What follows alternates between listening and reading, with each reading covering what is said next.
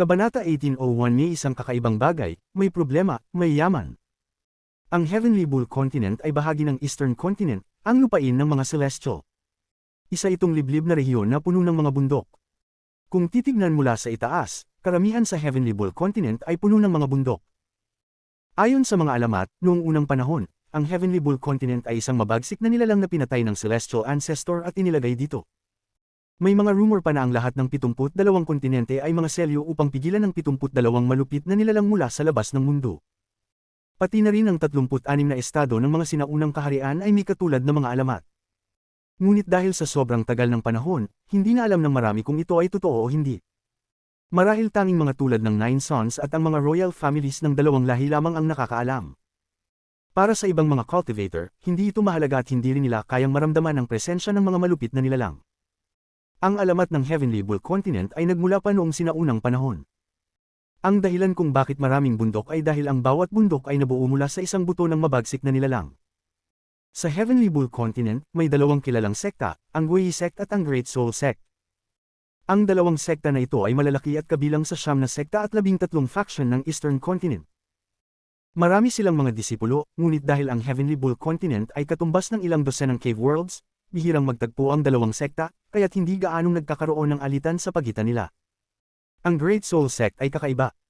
Nagtutok sila sa maraming uri ng pagsasanay, ngunit ang pinakamahalaga ay ang kaluluwa at ilusyon. Si Fan Shanmeng ay isang disipulo ng Great Soul Sect, at ang kanyang mga ilusyon ay nagpapakita ng lakas ng sekta. Ayon sa mga rumor, may 9 na antas ang mga ilusyon ng Great Soul Sect, at sa huli, binabago nila ang ilusyon at ginagawang realidad. Napakatakot nito. Samantalang ang Guiyi Sect ay nakatuon sa 5 elemento. Bukod pa rito, mayroon silang natatanging pamamaraan sa paggawa ng armor na nagpapakilala sa kanila. Sa ilalim ng Guiyi Sect at Great Soul Sect ay ang mga maliliit na sekta. Pinamumunuan sila ng Guiyi Sect o Great Soul Sect. Paminsang-minsan, kailangan nilang magpadala ng mga handog sa dalawang sekta.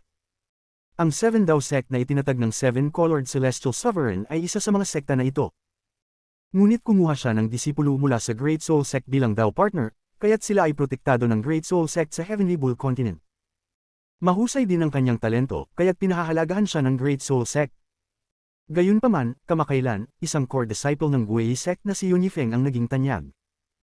Ayon sa mga rumor, nagkaroon siya ng mahahabang taon ng pagsasanay na nakatago, at pagkatapos lumabas, siya'y hindi kapanipaniwala. Hinamon niya ang maraming core disciples ng Great Soul Sect at tinalo silang lahat. Pati mga ordinaryong elders ng Great Soul Sect ay hindi niya kayang talunin. Dahil dito, tumaas ang reputasyon ni Yunifeng at naging siya ang nangungunang disipulo ng bagong henerasyon sa Heavenly Bull Continent. May mga naglalagay sa kanya sa listahan ng mga naunang kilalang 4 na Celestial Genius ng Eastern Continent at tinawag silang 5 Picks. Ngunit si Yunifeng ay napakababa ng loob at madalas mag-iling kapag ikinumpara siya sa mga 4 na Heavenly Geniuses ng Eastern Continent. Hindi dahil pakiramdam niya ay mas mababa siya sa kanila, kundi dahil siya ay may contempt sa kanila. 10 taon na ang nakalipas noong nagkaroon ng kompetisyon sa pagitan ng Great Soul Sect at Guiyi Sect, nasaktan ni Yunifeng ang 9 na disipulo at 3 elders ng Great Soul Sect ng isang hampas lamang. Nang ikumpara siya sa mga 4 na Heavenly Geniuses ng Eastern Continent, nagwika siya ng isang bagay na ikinagulat ng buong Heavenly Bull Sect. Ang aking espada ay makakasakit ng maraming tao. Kaya kung makipaglaban sa mga 4 na Heavenly Geniuses, baka hindi ko man sila talunin, hindi ako tataliwas ng kalahating hakbang. Ngunit nakatagpo ako ng isang cultivator na higit na nag-aral ng mahigit 2,000 taon sa mundong ito, at nang tumayo ako sa harap niya, hindi ko kayang bunutin ang aking espada. Kalilimutan ko na ako, maging ang mga 4 na Heavenly Geniuses ay hindi karapat-dapat tawaging geniuses. Sa aking pananaw, sa bagong henerasyon, wala nang kaate siya. Ang linyang ito ay nagdulot ng matinding ingay at kalituhan. Ang lahat ng nakarinig nito ay nagulat at iniisip nila ang parehong tanong. Sino kaya ang tao na iyon? Sino ang makakapagpasabi kay Yunifeng ng ganitong mga salita? Pati siya ay hindi magtangkang gumamit ng espada sa harap ng taong iyon. At ang taong iyon ay nag-aral lamang ng mahigit 2,000 taon at nagawa ito. Kung totoo ito, talagang hindi karapat-dapat tawaging geniuses ang 4 na genius ng Eastern Continent sa harap ng taong iyon. Habang nagdulot ito ng malaking gulo, sabay na nagtatanong ang marami. Ngunit walang nagsalita mula sa Great Soul Sect, parang ang mga tao sa Great Soul Sect ay alamang tungkol sa taong iyon. Ang kakaibang pangyayaring ito ay nagdulot ng malaking ingay. Ang katahimikan ng Great Soul Sect ay nagbigay daan sa marami upang mag-isip. Sino nga ba ang taong iyon? Kaya niyang gawing hindi magtangkang magbunot ng espada si Yun Yifeng. Kaya niyang gawing hindi karapat-dapat tawaging genius ang apat na genius. Kaya niyang gawing hindi magtangkang mag-rebuke ang Great Soul Sect. Parang inamin ng Great Soul Sect na may ganitong tao. Pati ang Guei Sect ay hindi nagsalita pagkatapos sabihin ng kanilang disipulo ang mga salitang ito. Tila alam nila na may ganitong tao. Sino nga ba siya? Lalabas siya. Paglabas niya, malalaman niyo. Ito ang huling sinabi ni Yun Yifeng tungkol sa misteryosong tao. Bagamat ilang taon na ang lumipas, ang rumor tungkol sa misteryosong tao ay hindi tumigil sa pagpapalaganap sa buong Heavenly Bull Continent. Habang kumakalat ito, lalo pa itong pinalaki at pinalaganap. Ngunit ito ay isang tanong na walang kasagutan. At para sa mga nakakaalam ng sagot, wala ni isa ang nagsalita. Habang lumipas ang panahon, ang rumor na ito ay hindi na kasing lakas ng dati, at dahan-daang nagtatago sa puso ng lahat. Marahil isang araw malalaman nila kung sino ang taong iyon. Ang Blue Dragon Sect ay isang sekta ng katamtamang antas, at ang kanilang teritoryo ay katumbas ng kalahati ng Brilliant Void. Sa pananaw ng isang cultivator mula sa Cave World, hindi ito kasing laki ng Thunder Celestial Temple o ng Cultivation Alliance, ngunit ito ay isang higanti. Gayunpaman, sa Immortal Astral Continent, karaniwan lamang ito. Ayon sa rumor, may 30,000 celestial sects ang Immortal Astral Continent. Hindi alam kung totoo ito o hindi, ngunit bawat sekta ay talagang kakaiba.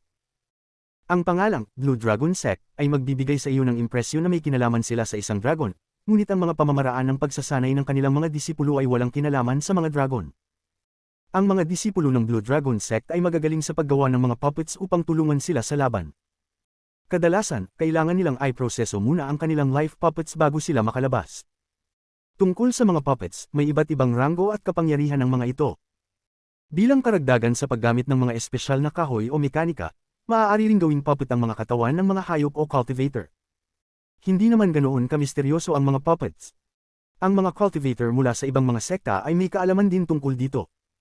Gayunpaman, may sariling espesyalidad ang puppet spell ng Blue Dragon Sect.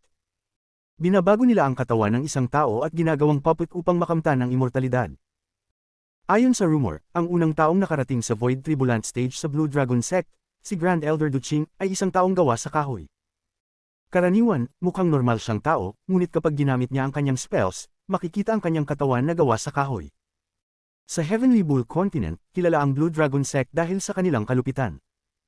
Ang mga disipulo at pati na rin ang mga elders ay gumagamit ng iba't ibang paraan upang makuha ang kanilang nais, kabilang na ang pagpatay sa iba para sa mga yaman. Gayunpaman, may malalim na relasyon si Grand Elder Duching sa Great Soul Sect, kaya't ginagawa nila ang nais nila at kaunti lang ang sekta na may lakas ng loob na magsalita laban sa kanila. Maingat din ang Blue Dragon Sect sa pagpili ng mga tao at sekta na kanilang tina-target. Kung ang target ay hindi nararapat guluhin, iniiwasan nila ito. Ang kanilang pangunahing target ay ang mga tao mula sa ibang mga kontinente.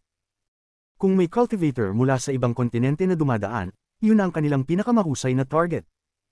Sa buong taon, ang mga disipulo ay kadalasang nasa labas, naglalakbay at naghahanap ng impormasyon na ipapadala sa sekta. Kung makatagpo sila ng kalaban na mahirap labanan, madalas nilang tatawagan ng iba pang mga tao para salakayin ang kanilang target ng sabay-sabay.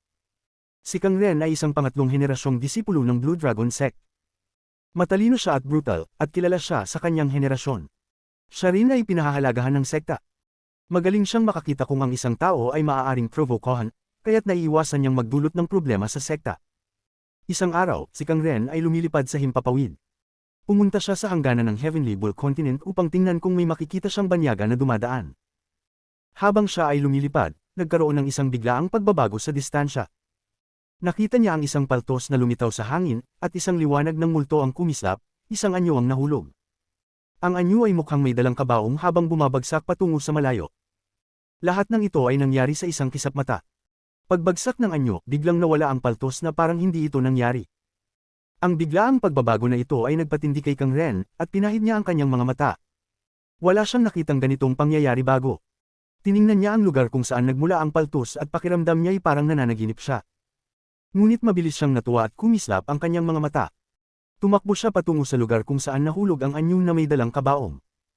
May kakaibang bagay, may problema, may yaman. Ang puso ni Kang Ren ay mabilis na tumibok. Ang Blue Dragon Sect ay itinatag ni Duching, at ito ang unang pangungusap sa mga alituntunin ng sekta. Sa mga taon ng pag-aaral, na-memorize ito ng bawat disipulo ng Blue Dragon Sect.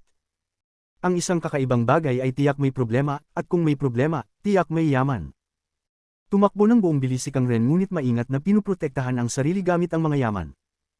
Habang siya ay lumilipad, narinig niyang may malalim na tunog mula sa malayo. Sa distansya, ang anyo na may dalang kabaong ay bumagsak sa bundok.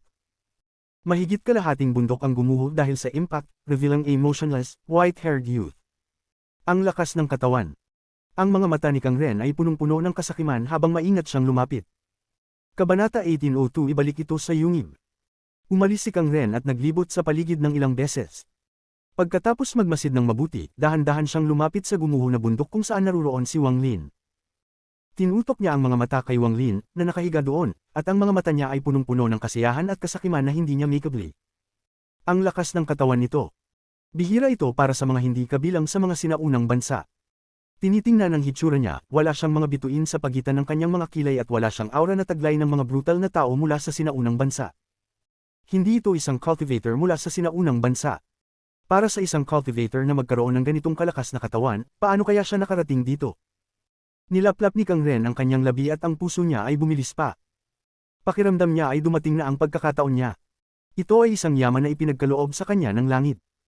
Hindi niya inasahan na ganitong bagay ang makikita niya habang siya ay naglalakbay sa himpapawid. Naubos na ang aura ng taong ito at siya ay nasa kalahating patay na estado, perpekto para gawin kong isang puppet. Sa puppet na ito, matatalo ko ang lahat ng mga pangalawang henerasyong disipulo sa Blue Dragon Sect. Kung makakakita ako ng pansin mula sa matandang ninuno at tanggapin akong maging disipulo, makakamit ko ang langit. Habang iniisip ito ni Kang Ren, lalong lumakas ang kanyang kasiyahan. Bagaman siya ay tuwang-tuwa, hindi siya nakalimot na mag-ingat. Tumigil siya ng ilang daang talampakan mula kay Wang Lin at naghanda pa upang tumakas at tawagin ang kanyang sekta kung sakaling magkamali.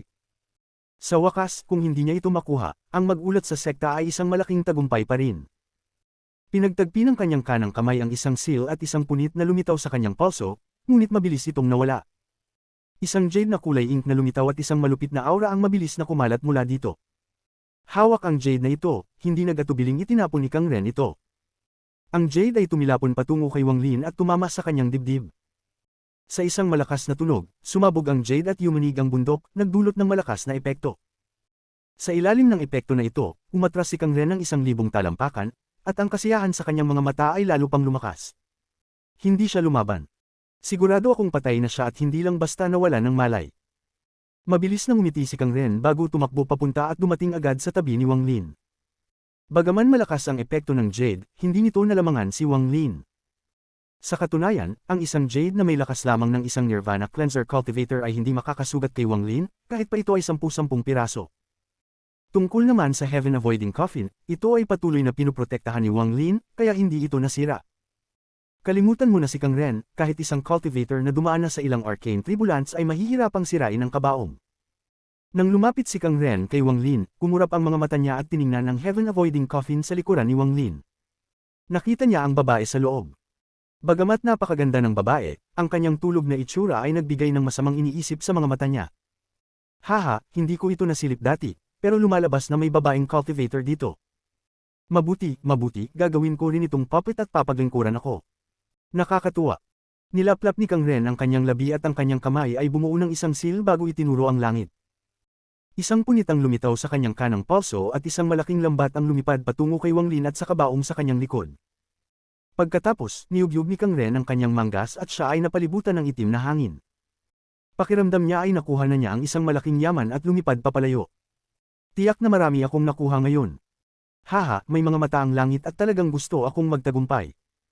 Masaya si Kang Ren at hindi siya naglakas loob na magtagal sa labas. Ang tanging iniisip niya ay makabalik sa sekta upang mag-refine ng puppet. Ang Blue Dragon Sect ay matatagpuan sa isang malaking kabundukang napapaligiran ng lason. Ang mga kalapit na bundok ay ginawang mga kuweba para magsilbing mga yungib.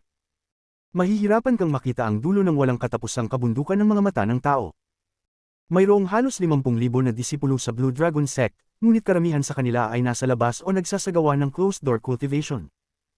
Maliban sa taunang pagpupulong, bihirang magtagpo ang bawat isa. Lumapit si Kang Ren sa sekta na parang isang sinag ng liwanag. Bagamat ang bundok ay napapaligiran ng lason, ang lason ay umatras nang pumasok siya. Malinaw na may dala siyang proteksyon laban sa lason. Matapos pumasok sa lason, isang dambuhalang bundok ang lumitaw sa harap ni Kang Ren. Maraming kuweba ang nakikita sa bundok. Bago makapasok sa lambak, isang malakas na sigaw ang narinig mula sa loob. Sino ang nang-ahas magpasok sa lambak? Iulat ang iyong pangalan. Kung hindi ka magulat sa loob ng 3 hininga, haharapin mo ang mga kahihinatnan. Isang malamig na kislap ang pumasok sa mga mata ni Kang Ren nang huminto siya sa labas ng lambak at sumigaw, "Virtual Cloud, anong ibig mong sabihin nito?" "Oh, kaya pala si Junior Brother Kang. Masyadong makapal ang ulap, kaya hindi ko agad nakita. Hindi ba't umalis ka, Junior Brother Kang? Bakit ka bumalik agad? Ano ang nahuli mo sa puppet net?" Ang tinig ay tila walang pakialam at isang kabataan na may pangangatawan ng baluktot ay lumabas mula sa lambak. Ang kabataang ito ay gwapo, ngunit ang kanyang baluktot na likod ay nagwasak sa lahat ng positibong vibes na maaaring maramdaman ng hitsura niya. Imbis, parang may kakaiba sa kanya. Masyado kang makulit. Isang malamig na buntong hininga ang pinakawalan ni Kang Ren at pumasok sa lambak. Nagpakita ng masamang ekspresyon ng kubo na kabataan habang nakatitig sa kung saan pumunta si Kang Ren. May kakaiba, may problema, may kayamanan. Habang nagmumuni-muni, nag-iwan siya ng puppet dito at lumipad patungo sa lambak. Para naman kay Kang Ren, lumipad siya sa lambak at nagkulong sa isang bundok. Agad siyang pumasok sa isa sa mga kuweba at iwinagayway ang kaliwang kamay. Ang pinto sa kuweba ay dahan daw ang nagsara at isang porma sayon ang naisaaktibo upang maging napakalakas ng pinto. Hindi pa rin siya sigurado, kaya ikanaway niya ang kanyang kamay at lumitaw ang siyam na puppet na may iba't ibang edad upang bantayan ang pinto. Kasabay nito, lumitaw ang 2 pang madilim na kahoy sa loob ng kuweba. Habang naglalakad palabas si Kang Ren, ang 2 lalaking gawa sa kahoy ay nagpakita ng makamulto na liwanag sa kanilang mga mata. Hindi man lang sila nilingon ni Kang Ren habang lumalagpas sa kanila. Nakarating siya sa kailaliman ng kuweba. May isang night pearl dito na naglabas ng malambot na liwanag na tahimik na nagpapaliwanag sa kuweba. Gayunpaman, hindi malakas ang liwanag, kaya't naging madilim ang kuweba. May isang porma sayon na humigit kumulang 100 talampakan ng lapad na nagbigay ng pagsabog ng lilang aura sa ilalim ng liwanag ng perlas ng gabi. Dahil sa aura na ito, kakaiba ang porma sayon. Sa tabi ng formation, ikanaway ni Kang Ren ang kanyang kanang kamay. Si Wang Lin, na dinala niya, ay lumapag sa loob ng formation. Tuwang-tuwang pinagsalikop ni Kang Ren ang kanyang mga kamay habang nakatitig sa porma sayon na napapalibutan ng hamog, kumikinang ang kanyang mga mata. Kailangan kong pinuhin ito sa lalong madaling panahon. Napakabisyo ng virtual cloud na iyon. Kapag nalaman niyang nagbalik ako ng puppet, may naiisip siyang plano. Ikanaway ni Kang Ren ang kanyang kanang kamay at ang mga bahagi ng mga materyales na ginamit ng Blue Dragon Sect upang pinuhin ang mga puppet ay lumipad patungo sa porma sayon. Kasabay nito, ang kanyang kaliwang kamay ay bumubuo ng isang selyo at idiniin ito sa porma sayon. Dumagundong ang porma sayon at nagsimulang kumilos. Ang hamog ay bumuo ng isang puyaw ng tubig. Pagkatapos ay hinayla ang isang pinagmumulan ng apoy mula sa lupa sa ilalim ng porma sayon, na naging dahilan upang mapuno ng init ang kuweba. Dama po ang heat wave sa katawan ni Kang Ren at agad na nagdulot ng paglabas ng pawis sa kanyang noo. Sa bawat pagpinuko ng puppet, kailangan kong gumamit ng apoy sa lupa, na sadyang napakainit lamang ng mga bahay na may apoy na hindi maaapektuhan ng apoy sa lupa. Hindi ko alam kung kailan din ako magiging isang makapangyarihang cultivator. Ang mga mata ni Kang Ren ay puno ng pananibik. Binilisan niya ang pagkuha ng apoy sa lupa at nagsimulang magpino. Patuloy siyang naghagis ng mga materyales sa porma sayon, at ang kanyang ekspresyon ay labis na nasa sabik. Kahit sino ka pa, ngayong nasa kamay ka na, magiging puppet kita. Nang kumilos ang porma sayon, sa labas ng kuweba, ang kubo na kabataan ay magalang na nakatayo sa tuktok ng isa pang bundok, at sa kanyang harapan ay isang maputi ang buhok. Ang mukha ng matandang ito ay purplish black, which formed a shocking contrast with his white hair. Ang aura ng isang maagang yugto ng Nirvana Void Cultivator ay kumalat mula sa kanyang katawan. Naglakas loob ka bang abalahin ang saradong paglilinang ng matandang ito para sa isang maliit na bagay? Kahit na may personal kang sama ng loob laban kay Kang Ren, habang nagsasalita ang matanda, nagliwanag ang kanyang mga mata at ang kanyang tingin ay tumagos sa kuweba na kinaroroonan ni Kang Ren. Naramdaman niyang dumadagandong ang porma sayon na ginamit sa pagpino ng mga puppet. Lumuha doon ang kubo na kabataan at bamulong, guro, may kakaiba sa pinabalik niyang puppet. Si Kang Ren ay bihirang nagmamadali. Bata pa lang kilala ko na siya, dapat may problema. Tiyak na kayamanan ng puppet na iyon. Sana ay nakawin ni teacher at ibigay kay disciple. Nakatingin pa rin sa malayo ang matanda at pagkaraan ng mahabang panahon, lumiit ang kanyang mga balintataw at siya ay tumayo. Nang makitang nakatayo ang matandang lalaki, ipinakita ng nakakubo na binata ang tuwa. Para matanggal ang napakaraming apoy, talagang may problema. Kalimutan mo na, sundan mo ako para makita kung anong uri ng puppet ang dinadalisay niya. Kinawayan ng matanda ang manggas at lumabas ng kuweba. Mabilis namang sumunod ang kubo na binata habang bahagya pang pinipigilan ang kanyang pananabik. Si Kang Ren naman, basang-basa siya sa pawis pero mas lalo siyang na-excite. Hindi na siya nakaupo kundi palakad-lakad sa formation. Nagpatuloy siya sa paglalagay ng mga selyo at paghahagis ng iba't ibang materyales. Lalong tumindi ang pananabik sa kanyang mga mata. Nagamit ko na lahat ng materyales ko. Kapag nagtagumpay ako sa pagpino nitong puppet, haha. Nakalimutan na ni Kang Ren ang lahat at mas mabilis siyang kumilos. Si Wang Lin ay nakahiga sa loob ng hamog at napapalibutan ng apoy na parang nasusunog. Gayunpaman, hindi siya sinunog ng apoy sa paligid ng kanyang katawan. Tila natuwa sila at nagpatuloy sa pagpasok sa kanyang katawan. Sa sandaling ito, biglang iminulat ni Wang Lin ang kanyang mga mata.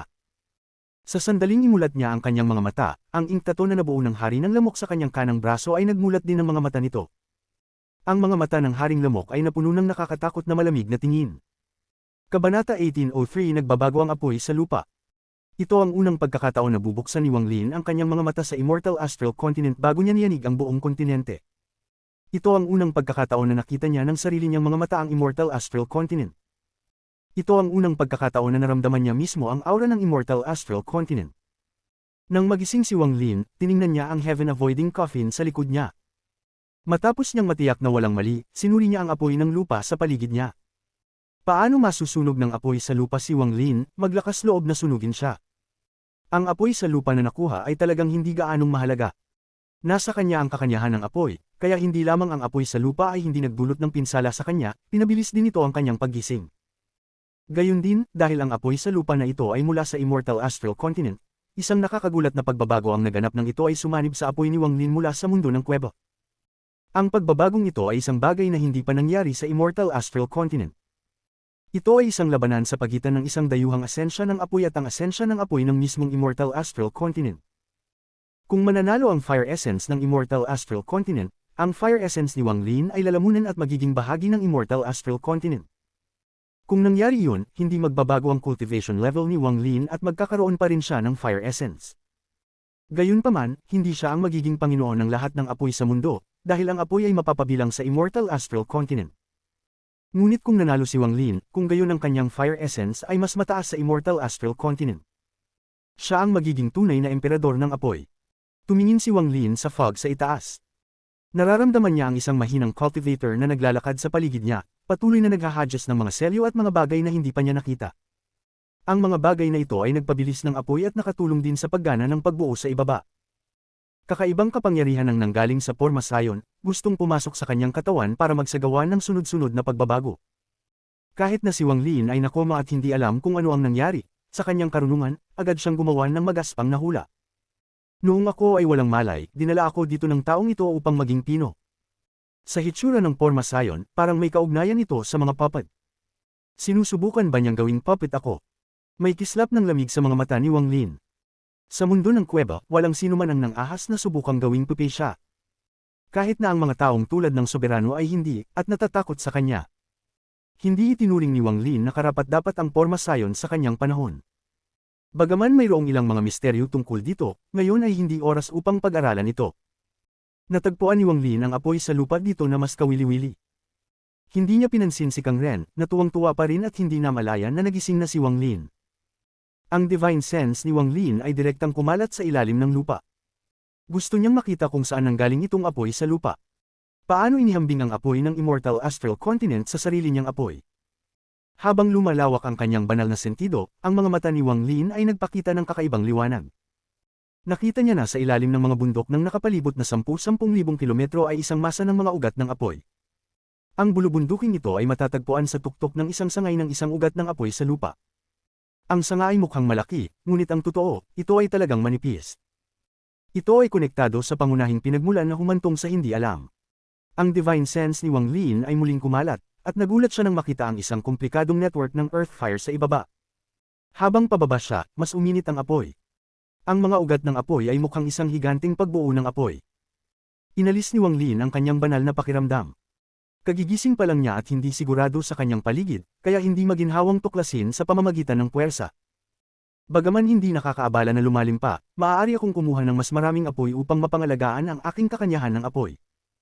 Nag-isip si Wang Lin habang ang kanang kamay ay marahang tumama sa formation sa lupa. Dahil dito, ang buong Blue Dragon Sect ay nanginig at ang lahat ng apoy sa ilalim ng bulubunduking ito ay tila pinasigla. Lahat ito ay lumundag na parang baliw mula sa lahat ng direksyon at pumasok sa kuweba ni Kang Ren. Ang biglaang pagbabagong ito ay bumulaga kay Kang Ren na naglalakad at naglalagay ng mga selyo. Mabilis siyang umatras at bumuo ng hindi mabilang na mga layer ng proteksyon sa paligid niya. Ang siyam na puppet na nagbabantay sa pinto at ang dalawang kahoy na puppet ay lumabas sa kanyang harapan upang protektahan siya mula sa apoy na biglang sumiklab. Sa sandaling umatras si Kang Ren, isang dagat ng apoy ang lumundag sa loob ng pormasayon at naging isang haligi ng apoy. Sinunog nito ang lahat ng fog at hinaranggan ang lahat ng mga linya ng paningin habang ito ay nasusunog na parang baliw. Halatang hindi nakayanan ng kuweba, at hindi mabilang na mga bitik ang lumitaw, na parabang ito ay babagsak. Ang siyam na puppet bago si Kang Ren ay tinamaan ng apoy at agad na sumabog. Nandoon din yung dalawang wooden puppet. Bumagsak din sila nang walang kakayahang lumaban. Namamanhid ang anit ni Kang Ren at napuno ng kawalan ng pag-asa ang kanyang mga mata. Pinagmasdan niya ang mataas na temperatura na lumalamon sa kanya na parang bibig ng kamatayan. Sa sandaling ito, isang sinag ng makamulto na liwanag ang lumabas mula sa apoy at pinalibutan siya. Nilampasan siya ng apoy at hindi siya nasugatan.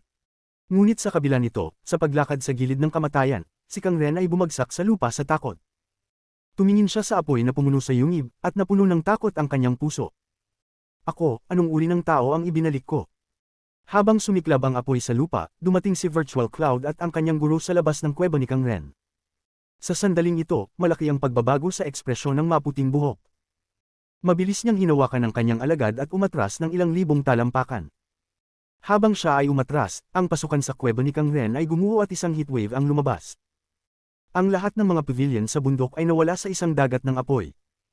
Ang mga kabundukan sa paligid ay nanginig sa ilalim ng apoy na parang sisibog.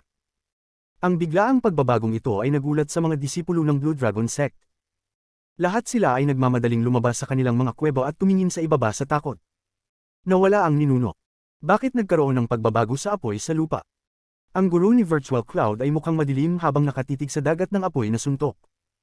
Napatingin siya sa kuwebang kinaroroonan ni Kang Ren. Kasabay nito, tatlong malalakas na aura ang nagmula sa Blue Dragon Sect. Ang naging tatlong tao na lumitaw sa tabi ng guro ni Virtual Cloud. Kabilang sa tatlo ang dalawang lalaki at isang babae. Ang isa sa mga lalaki at ang babae ay may puting buhok, habang ang isa pang lalaki ay nasa katanghaliang gulang. Lahat sila ay may aura ng mga third step cultivator. Ang kanilang mga antas ng paglilinang ay hindi mababa. Nasa kalagitnaan ng yugto ng Spirit Void ang lalaking nasa katanghaliang gulang. Sa sandaling lumitaw siya, nagpakawala siya ng dagandong sa langit. Mga disipulo ng Blue Dragon Sect, makinig sa aking utos. Ang apoy sa lupa ay dumadaan sa isang pagbabago minsan bawat 10,000 taon. Sa pagkakataong ito, medyo maaga pa, ngunit huwag magpanik. Mabilis, itakda ang Heavenly Water Formation. Ang kanyang mga salita ay umalingaw na parang kulog. Ang isipan ng lahat ng mga disipulo ng Blue Dragon Sect na nakarinig nito ay nanginig, at agad silang umupo sa kalangitan. Ang kanilang mga kamay ay bumubuo ng mga selyo at hindi mabilang na mga ulap ang lumabas sa kanilang mga katawan. Ang 10,000 mga disipulo ay mabilis na lumikha ng malaking pormasayon. Dumagundong ang pormasyong ito sa paglitaw nito. Sa di kalayuan, ito ay tila isang malaki at madilim na ulap na sumasakop sa 10,000 kilometro. Ang ulap na ito ay napakadilim, at naglalaman ito ng 10,000 mga disipulo ng Blue Dragon Sect na naruroon. Kasabay nito, bukod sa nasa katanghaliang gulang na lalaki at guro ni Virtual Cloud, ang iba pang dalawang ikatlong hakbang na cultivator ay sumisingil sa madilim na ulap nang hindi naghihintay ng utos. Gumamit sila ng hindi kilalang spell at naging dalawang mahabang dragon sa loob ng ulap. Ang dalawang dragon na ito ay halos 100,000 talampakan ng haba. Pagkaraan ng ilang sandali, inihayag nila ang kanilang mga higanting ulo ng dragon at ibinuka ang kanilang mga bibig sa nasusunog na bundok sa ibaba. Bumuhos ang ulan mula sa langit at lumabas ang napakaraming tubig mula sa bibig ng dalawang dragon. Elder Lee, ikaw ang unang dumating, ano ang nangyari dito? Habang bumuhos ang ulan upang labanan ng apoy, ang nasa katanghaliang gulang na lalaki ay malungkot na tumingin sa maputing buhok na matandang katabi niya. Ang apoy sa lupa ay nagbabago minsan sa bawat 10,000 taon, at dapat na 3,000 taon pa bago ito lumitaw. Lumayo ang tingin ng nasa katanghaliang lalaki sa maputing buhok at sinulyapan ng kubo na kabataan. Ang titig na ito ay naging sanhi ng panginginig ng puso ng kabataan, at halos hindi na siya makatayo. Elder Zhao, kung hindi ito ang normal na pagbabago sa apoy sa lupa, maaaring may kaugnayan ito sa ikatlong henerasyong disipulo na si Kang Ren. Kang Ren. Sumimangot ang nasa katanghaliang lalaki at hindi na maalala ang pangalang ito. Tumingin ang lalaking may puting buhok sa dagat ng apoy sa ibaba at itinuro ang kuweba ni Kang Ren. Ang taong ito ay nagbalik ng dalawang katawan mula sa isang lugar na hindi kilala, at ang pagbabago sa apoy sa lupa ay nangyari noong nililinis niya ang mga puppet. Ang Sect Master at ang matandang ninuno ay pumunta sa Great Soul Sect. Nagpadala na ako ng mensaheng Jade, kaya dapat ay pabalik na sila dahil posible na ito ay sanhi ng dalawang katawan na dinala ni Kang Ren, kung gayon makikita ng matandang ito kung anong uri ng mga katawan ang maaaring magdulot ng pagbabago sa lupa. Nagkaroon ng kislap ng pagpatay na layunin sa mga mata ng nasa katanghaliang gulang na lalaki. Ang pagbabagong ito sa apoy sa lupa ay nahuli ang Blue Dragon Sect na hindi nakabantay. Bagamat walang namatay, maraming mga gusali ang nawasak kasama ang malalaking dami ng celestial herb na tumutubo at nakaimbak. Masyadong malaki ang presyo. Habang nagsasalita siya, kumikislap ang katawan ng medyo may edad na at pinalibutan siya ng singaw ng tubig. Ang singaw ng tubig ay naging bula na may lapad na 30 talampakan at bumagsak siya sa nasusunog na bundok kung saan naroon ang kuweba ni Kang Ren. Matagal nang nasira ang pinto ng kuweba at walang nakaharang sa kanya. Mabilis na kumilos ang nasa katanghaliang gulang na lalaki at agad na nakarating sa kuweba. Siya ay tumingin napakabilis, ngunit siya, sa katunayan, napakamaingat. Pakiramdam niya ay medyo kakaiba ang bagay na ito. Gayunpaman, hindi niya ito masyadong isinapuso. Proud na proud siya sa lakas niya. Pagpasok pa lang niya sa kuweba, nakita ng nasa katanghaliang gulang na lalaki ang isang kabataang nakasuot ng daw robe ng Blue Dragon Sect. Parang tulala ang binata at nanginginig ang katawan. Puno ng matinding takot ang kanyang mga mata habang nakatingin sa kailaliman ng kuweba, kung saan may haliging apoy. Kabanata 1804 Unang labanan sa immortal na Astral Continent. Kasunod ng tingin ng binata, nakita ng nasa katanghaliang gulang na lalaki ang haligi ng apoy sa kailaliman ng kuweba, at biglang lumiit ang kanyang mga pupil. Siya ay isang tao na mayroon ng kakanyahan, at siya ay nasa huling yugto ng Spirit Void. Sa Blue Dragon Sect, siya ay higit sa marami at mas mababa sa kakaunti. Kahit sa buong Heavenly Bull Continent, kabilang siya sa tuktok. Sa sandaling nakita niya ang haligi ng apoy, malabo niyang nakita ang isang figure na natatakpan ng apoy na may kabaong sa likod nito. Naramdaman ng nasa katanghaliang gulang na lalaki ang isang aura na nagpang-inig sa kanyang puso na bumabalot sa loob. Anong klaseng bangkay ito? Malungkot ang ekspresyon ng nasa katanghaliang lalaki habang nakatitig kay Kang Ren, na natigilan sa takot. Isang malamig na buntong hininga ang pinakawalan niya at naglakad patungo sa apoy. Alam niya na siya mismo ay may mataas na antas ng paglilinang, at hindi niya naramdaman ang isang aura na masyadong malakas na nagmumula sa taong nasa loob ng apoy. Sa pag-iisip na iyon, sinugod niya ang apoy. Siya ay orihinal na hindi malayo sa apoy, kaya't isang hakbang niya itong pinalapit. Dumampi ang bula sa apoy at umalingaw ang mga papong sound. Ang apoy ay tila itinulak sa isang tabi, na naging bukas para sa nasa katanghaliang gulang na lalaki. Sino bang mga wild cultivator ang nang-ahas na ihalo sa Blue Dragon Sect ko? Kung hindi kita gagawing puppet, magiging biro tayo sa Heavenly Bull Continent. Humakbang muli ang medyo may edad na lalaki at nasa kalahati na ang katawan nito sa loob ng apoy. Nag-aapoy ang apoy, ngunit hindi nito nabasag ang bulas sa kanyang katawan. Gayunpaman, sa sandaling ito, biglang iminulat ni Wang Lin ang kanyang mga mata at isang malamig na tingin ang sumilay. Nag-iba ang ekspresyon ng nasa katanghaliang gulang na lalaki nang maramdaman niya ang isang nakakatakot na aura na lumabas mula sa lalaking may puting buhok sa loob ng apoy. Ang aura na ito ay napakalakas, nanginginig kahit sa langit. Kung ikukumpara dito, para siyang alitaptap sa tabi ng buwan. Sa sobrang takot, tumigil ang mga yabag ng nasa edad na lalaki. Umalis ka dito. Umalingaw ang malamig na salita ni Wang Lin at itinaas niya ang kanyang kanang kamay.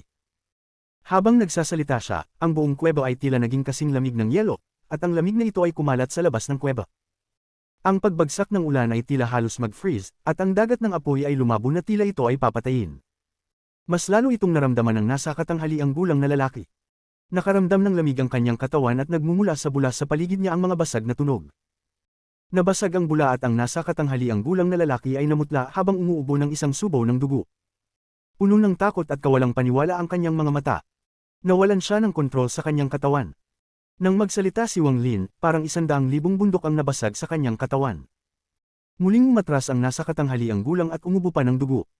Lumipad siya na parang saranggola na may putol na linya at natangay palabas ng yungib. Sa harap ng mga mata ng 10,000 mga cultivator sa labas, ang nasa katanghaliang gulang na lalaki ay itinapon at umubo ng ikatlong subaw ng dugo. Napatalsik siya ng 10,000 talampakan bago siya tumigil. Ang kanyang mukha ay nakamamatay na mapatla at ang takot sa kanyang mga mata ay hindi maipaliwanag. Sino ka? Agad na sumigaw ang medyo may edad na. Ang biglaang eksenang ito ay hindi lamang nagulat sa lahat ng mga disipulo ng Blue Dragon Sect, kundi maging sa dalawang elder na naging mga dragon. Nanlaki ang mga mata ng guro ni Virtual Cloud at napuno ng hindi makapaniwala. Sino ang nasa loob ng kuweba? Maging ang huling yugto ng Spirit Void na si Elder Zhao ay agad na napaatras at nasugatan ng husto. Maingay. Sa gitna ng kaguluhang ito, ang malamig na boses ni Wang Lin ay nagmula sa kuweba ni Kang Ren. Sa sandaling lumitaw ang boses na ito, tumahimik ang lahat. Pati ang ulan na pumapatak mula sa langit ay tila huminto. Ang mga patak ay nakasabit sa hangin at tila hindi kayang mahulog. Sa pagtingin sa kung paanong hindi bumabagsak ang ulan, ang mukha ng maputing buhok ay puno ng takot. Salita ng batas, nag-freeze ang lahat. Ibig sabihin, nasa Arcane Void stage na siya o mas mataas pa, sino ang taong ito? Sino ang ibinalik ni Kang Ren na iyon? Sa loob ng kuweba, umabot sa sukdulan ang kawalan ng pag-asa ni Kang Ren. Nakita niyang napabalikwas ang napakataas na katayuan ni Elder Zhao at pagkatapos ay umubo ng dugo mula sa isang salita mula sa apoy. Napanood niya ang pagsiklab ng apoy, at alam niyang nagdulot siya ng malaking sakuna. Ito. Anong uri ng kapalaran ito? Iyon ay isang ninuno. Sa loob ng apoy, muling ipinikit ni Wang Lin ang kanyang mga mata. Nang sumiklab ang apoy, natangay na ng kanyang banal na sentido ang lugar. Walang tao dito nakarapat-dapat sa kanyang atensyon. Gayunpaman, naunawaan niya na ito ang Immortal Astral Continent at maraming makapangyarihang tao dito. Narinig din niya ang mga salita sa labas. Ang Sectmaster at matandang ninuno ng sekta ay nasa labas at pauwi na. Malawak ang lugar dito, kaya kahit na ang mga third step cultivator ay hindi makakarating sa maikling panahon kahit na maaari silang sumanib sa mundo. Gayunpaman, ang Immortal Astral Continent ay iba sa mundo ng kuweba. Napansin ito ni Wang Lin nang magising siya. Sa sandaling ito, ang apoy ay nakapaligid sa kanyang katawan at patuloy na hinihigop at dinadalisay niya upang mapangalagaan ang kanyang kakanyahan ng apoy. Matapos mag-isip ng kaunti, inabot ng kanang kamay ni Wang Lin. Si Kang Ren, na nakulong ni Wang Lin, ay agad na lumipad sa apoy, at hinawakan ni Wang Lin ang kanyang lalamunan. Ang malamig niyang tingin ay tumingin kay Kang Ren. Nagtama ang mga mata ni Kang Ren sa mga tingin ni Wang Lin, at ang kanyang isip ay dumadagandong na parang 100,000 kulog ang sumabog sa kanyang isip. Hindi man lang siya lumaban, at puno ng takot ang mga mata niya. Tumingin siya kay Wang Lin na may kawalan ng pag-asa sa kanyang mga mata. Senador, Senyor, maawa ka. Hindi pinansin ni Wang Lin si Kang Ren. Ang kanyang banal na sentido ay lumabas mula sa kanyang kanang kamay at pumasok sa isip ni Kang Ren. Matapos mahanap ang mga alaalang kailangan niya, itinapon niya si Kang Ren sa apoy at pinigilan siya muli. Early Stage Arcane Void Sect Master at Early Stage Void Tribulant Ancestor, Du Qing. Kumunat ang noo ni Wang Lin. Ang unang yugto ng Arcane Void ay hindi nagkakahalaga ng pagbanggit, ngunit ang maagang yugto ng Void Tribulant ay medyo mahirap. Hindi maginhawang buksan ang aking storage space dahil malamang na may aksidenteng mangyari kaya hindi ko maalis ang aking mga kayamanan at hindi ko magagamit ang Yeezy Puppet. Bilang resulta, ako ay magiging dehado habang kaharap ang isang Void Tribulant Cultivator. Habang nagmumuni-muni, si Wang Lin ay sumipsip ng malaking halaga ng apoy sa lupa upang mapangalagaan ang kanyang apoy, na naging dahilan upang mas lumakas ang kanyang apoy. Kalimutan mo na, dapat akong umalis sa lugar na ito upang pag-aralan ang problema sa aking espasyo sa pag-iimbak, pati na rin ang aking iba pang mga essences ay kailangan ko munang maging pamilyar. Lumiwanag ang mga mata ni Wang Lin at gumawa siya ng desisyon. Kara-rating lang niya sa Immortal Astral Continent at hindi masyadong pamilyar sa lugar. Sa kanyang pagkatao, ayaw niyang maging masyadong mayabang. Sa sandaling ito, ginawa niya ang kanyang isip. Nagsil ang kamay niya at ikanaway niya iyon. Dumagundong ang lupa at mas maraming apoy sa lupa ang sumugod. Napuno ng apoy ang kuweba at kumalat pa ang ilan. Mula sa labas, nakita ito ng medyo may edad na lalaki. Nangangahulugan ng pagkakaroon ng kakayahang maglinang hanggang sa puntong ito na hindi siya pipi, kaya agad niyang nakita ang sinusubukang gawin ni Wang Lin. Tatakbo na siya. Malungkot ang ekspresyon ng medyo may edad na lalaki. Nakaramdam siya ng takot sa nangyari noon, ngunit ang mas kinatatakutan niya ay ang galit ng matandang ninuno nang bumalik siya. Kapag nagalit ang ninuno, maaring gawing kahoy na tao lang siya. Nakita niyang gumawa ng ganito ang matandang ninuno, at ngayon ay napuno ng takot ang kanyang puso sa matandang ninuno. Hindi natin siya hahayaang makatakas bago bumalik ang matandang ninuno kapag nakatakas siya, hindi na natin kakayanin ang galit ng matandang ninuno. Sa pag-iisip tungkol dito, ang nasa katanghaliang gulang na lalaki ay nagngagat ang kanyang mga ngipin at nagpakawala ng dagandong. Li Changtian, Sun Menchday, Hanzin, ang taong ito ay tatakas.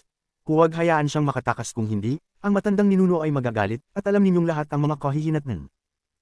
Habang nagsasalita ang nasa katanghaliang gulang na lalaki, pinigilan niya ang kanyang mga sugat at umangkas. Sa kanyang likuran, nagbago ang ekspresyon ng maputing buhok. Kinagat niya ang kanyang mga ngipin at lumabas. Sabay na umikot ang dalawang dragon sa ulap at naging lalaki at babae. Naisip ng dalawa kung gaano kakilakilabot ang matandang ninuno, at sumabog ang kanilang buong paglilinang habang sila ay sumisingil sa yungib sa ibaba. Pipigilan ng 4 na dakilang elder ng Blue Dragon Sect, 4 na third step cultivator, si Wang Lin na umalis. Ibinigay ng 10,000 mga disipulo ng Blue Dragon Sect ang Heavenly Water Formation sa ilalim ng utos ng nasa katanghaliang gulang na lalaki. Ang kanilang mga kamay ay bumuo ng mga selyo at silang lahat ay nagsimulang magbulungan. Umalingaw-ngaw sa kalangitan ng ungol ng 10,000 tao. Ang Dao Mumble Spell ay isang spell ng Great Soul Sect. Ang Blue Dragon Sect at ang Great Soul Sect ay may napakalapit na relasyon, kaya ang Great Soul Sect ay nagbigay sa Blue Dragon Sect ng spell na ito bilang isang sect protection spell. Kung makikinig kang mabuti, maririnig mo na ang 10,000 disipulong ito ay nagsasabi lamang ng dalawang salita, Dao, at kaluluwa. Dao Soul, Soul Dao, Dao Soul. Ang kanilang mga boses ay bumalot sa lupa sa ibaba at pumasok sa kuweba, umabot sa tainga ni Wang Lin. Nang inig ang puso ni Wang Lin at naramdaman niyang may puwersang pumasok sa kanyang katawan. Tinutunaw nito ang kanyang layunin sa Dao at nahati ang kanyang kaluluwa. Ang pakiramdam na ito ay agad na nagparamdam kay Wang Lin na inis. May kislap ng lamig sa mga mata ni Wang Lin habang siya ay huminga ng malamig at humakbang. Sa hakbang na ito, ginamit niya ang Heartbeat Thunder na natutunan niya sa Ancient Tomb. Ang tunog ng tibok ng puso ay nagmula sa kanyang katawan at mabilis na kumalat, na naging mas marahas. Direkta itong bumangga sa spell ng Dao Mumble sa labas. Kasabay nito, habang ang 4 na matatanda ay pumasok sa yungib upang i-seal ito para pigilan siyang umalis, itinaas ni Wang Lin ang kanyang kanang kamay at inabot ang lupa. Nagpakita siya ng mabangis na ekspresyon. I extract ang kaluluwa ng apoy sa lupa. Kabanata 1805 Nagbalik ang matandang ninuno. Ang Dao na ungol ay umalingaw sa nasusunog na Blue Dragon Sect, na bumubuo ng kakaibang tunog. Ang tunog na ito ay hindi matalas o malupit, ngunit mayroon itong kakaibang kapangyarihan na nagpahiwalay sa kaluluwa ni Wang Lin sa kanyang katawan. Pati ang kanyang pag-iisip ay apektado, pati na rin ang kanyang 7 diwa. Ang pamamaraan na ito ay napakahirap gawin ng mag-isa, kaya kailangan itong gamitin ng isang malaking grupo ng mga cultivator. Ang mga disipulo ng Blue Dragon Sect ay halatang gustong gamitin ang discarding ito para pigilan si Wang Lin na umalis. Nakatagpo si Wang Lin ng ganitong uri ng spell sa mundo ng kuweba, ngunit walang ganoong kapangyarihan. Dapat sabihin na maaari siyang lumaban sa kasalukuyan laban sa mga taong dumaan sa ilang arcane tribulants, ngunit naapektuhan pa rin siya. Ipinakita nito kung gaano ito nakakatakot. Gayunpaman, naunawaan ni Wang Lin ang Heartbeat Thunder sa Ancient Tomb, at ito ay katulad ng spell na ito. Ang tibok ng kanyang puso ay parang kulog na umalingaw sa buong mundo. Naging mas marahas ito nang mahawakan nito ang 10,000 mga disipulo ng Blue Dragon Sect, na nagpabilis ng tibok ng kanilang mga puso. Sa pamamagitan nito, pantay-pantay sila. Kahit na si Wang Lin ay mula sa mundo ng kuweba, sa kanyang antas ng paglilinang, hindi siya mahina kahit na sa Immortal Astral Continent. Lumabas siya sa kuweba nang sumugod ang 4 na matanda. Umabot ang kamay niya sa lupa. Ang lupa ng buong Blue Dragon Sect ay dumagundong at ang apoy na nasa ilalim ng lupa ay lumabas. Sumabog ang apoy mula sa kuweba at mas matindi pa kaysa dati. Ginamit ni Wang Lin ang spell na kumuha ng mga kaluluwa ng mga bundok at planeta mula sa mundo ng kuweba. Sa pagkakataong ito, kinukuha niya ang kaluluwa ng ugat ng apoy sa lupa. Ang buong Heavenly Bull Continent ay naglalaman ng malaking network ng Earth-Fire Veins na sumasanga sa maraming direksyon. Ito ay tulad ng isang malaking porma sayon na tinatakan ng ilang pag-iral. Sa antas ng cultivation ni Wang Lin, hindi niya makuha ang kaluluwa ng pangunahing ugat, ngunit ang sangay sa ilalim ng Blue Dragon Sect ay umubang ng malakas. Habang umaalingaw ang dagandong at lumakas ang apoy, nagbago ang ekspresyon ng 10,000 cultivator at ng 4 na matatanda. Sa sandaling pumasok ang 4 na matatanda sa kuweba, personal nilang nakita si Wang Lin na napapalibutan ng apoy. Sa ilalim ng kamay ni Wang Lin ay isang higanting ulo ng dragon na napakalaki na para sa bundok na malagyan. Ito ay isang apoy na dragon, at ang mga balbas nito ay kamakaway. Sa sandaling lumitaw ito, gumuho ang bundok. Nagkalat ang mga bato kung saan-saan, ngunit hindi ito lumipad ng malayo bago naging abo. Ang 10,000 mga cultivator ay nanood habang ang bundok na kinaroroonan ni Wang Lin ay nawala. Ang dagandong ay umalingaw pa rin sa kanilang mga tainga habang ang isang buong bundok ay nawala sa kanilang mga mata. Nang mawala ang bundok, lumabas mula sa ilalim ng lupa ang isang dragon na apoy na 100,000 talampakan ng haba at kasing laki ng isang bundok. Ang dragon na apoy ay walang pisikal na katawan. Ito ay gawa sa apoy at nagbigay ng sinaunang aura ng kaluluwa. Anong klaseng fire dragon ito? Ito ay malinaw na ang kaluluwa ng lupa apoy ugat. Sa itaas ng ulo ng dragon ay nakatayo ang isang lalaki. Ang kanyang puting buhok ay lumipad at ang kanyang mga mata ay parang mga bituin, na may isang kabaong sa kanyang likuran. Nakatayo siya doon na parang nakatayo sa tuktok ng mundo. Nagbigay siya ng aura na mababa ang tingin sa mundo. Ang apoy na kumikinang sa kanyang likuran ay mahirap siyang tingnan ng diretsyo. Ang daw na ungol ng 10,000 cultivator sa kalangitan ay tuluyang tumigil. Pinuno ng takot ang mga puso at kaluluwa nitong 10,000 cultivator. Para bang ang tao sa apoy na dragon ay isa sa siyam na araw. Naging malabo ang kanilang paningin, at ang tanging natitira ay ang nanginginig nilang puso na puno ng takot. Ang ganitong uri ng tao, ang ganitong uri ng momentum, at ang ganitong uri ng fire dragon ay isang bagay na hindi nila kayang labanan. Napabalikwas ang apat na matatanda. Ang epekto ng apoy sa lupa at ang lakas ng kaluluwa ng apoy sa lupa ay isang bagay na hindi nila kayang labanan ng apat. Kinailangan nilang umatras. Bagamat hindi mababa ang kanilang cultivation level, para silang mga langgam bago si Wang Lin at ang apoy na dragon. Si Wang Lin ito. Siya ay nasa tuktok ng mundo ng kuweba. Kahit nakakapasok lang niya sa Immortal Astral Continent, ganoon pa rin. Ang lahat ng ito ay nangyari sa ilang paghinga ng oras. Nakatayo sa ibabaw ng apoy na dragon, nagpakawala ito ng nakasisilaw na Dagendong. Dagendong. Ang Dagendong na ito ay nakakasira ng langit at naging sanhi ng pag-ubo ng dugo ng mga cultivator sa kalangitan. Lahat sila ay umatras, at walang nang ahas na harangin si Wang Lin. Gumawa pa sila ng landas para sa kanya. Lumitaw ang 100,000 talampakang katawan ng dragon na apoy at dinala si Wang Lin sa kalangitan. Hindi natin siya papayagang umalis. Pauwi na si matandang ninuno at malapit na lang natin siyang hawakan. Namumutla ang mukha ng nasa katanghaliang gulang habang nagpakawala ng paos na Dagendong. Siya ay sumugod papunta kay Wang Lin. Ang natitirang tatlo ay nagngangalit ang kanilang mga ngipin at desperadong nagmamadaling lumabas. Bagamat sila'y natakot, mas natakot sila sa galit ng matandang ninuno. Kung magagalit ang matandang ninuno, kahit ang Nirvana Void cultivation nila ay hindi makayanin. Ang buong Blue Dragon sect ay halos nawasak sa puntong ito. Maaaring isipin ng isa ang galit ng matandang ninuno sa sandaling bumalik siya. Ang apat sa kanila ay muling sumugod kay Wang Lin. Ibibigay nila ang lahat para pigilan si Wang Lin na umalis. Kalmado ang ekspresyon ni Wang Lin nang dumating silang apat. Sumanib siya sa apoy na dragon at umangkas sa langit. Wala siyang pakialam sa pagharang ng apat sa kanya. Ang nasa katanghaliang gulang na lalaki ang pinakamabilis at agad na humarap sa apoy na dragon. Ang kanyang mga kamay ay bumuo ng isang selyo at idiniin ang apoy na dragon. Namumugto ang mga ugat sa kanyang mukha at nagpakawala siya ng makalangit na Dagendong. Maya-maya, lumitaw ang maputing matanda sa likod ng medyo may edad na lalaki. Nagsil ang mga kamay niya at kinagat niya ang dulo ng dila para iluwa ang essence blood. Ang dugo ay naging ambon ng dugo na tila na puno ng masasamang multo at hamarang sa apoy na dragon. Nandoon din ang lalaki at babae. Parehong naging mga higanting dragon upang aisil ang lahat ng mga landas. Ang mga alitaptap lamang ay nangangahas na makipagkumpetensya sa nagniningning na buwan.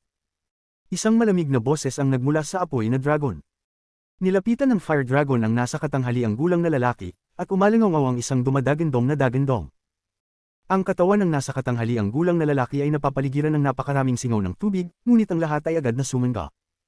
Nagsimulang masunog ang kanyang buhok at lumitaw ang mga butik ng apoy sa kanyang balat. Ang apoy na ito ay hindi lamang nasugatan ng kanyang katawan kundi pati na rin ang kanyang pinagmulang kaluluwa at kaluluwa. Pagkatapos ng lahat, hindi ito ordinaryong apoy sa lupa kundi kaluluwa ng isang ugat ng apoy sa lupa. Ang kaluluwa ng isang sanga ng ugat ng apoy sa lupa ay hindi niya kayang labanan. Hindi pa banggitin kung paano ang nakakagulat na paglilinang ni Wang Lin ay nagpalakas ng epekto ng dragon na apoy.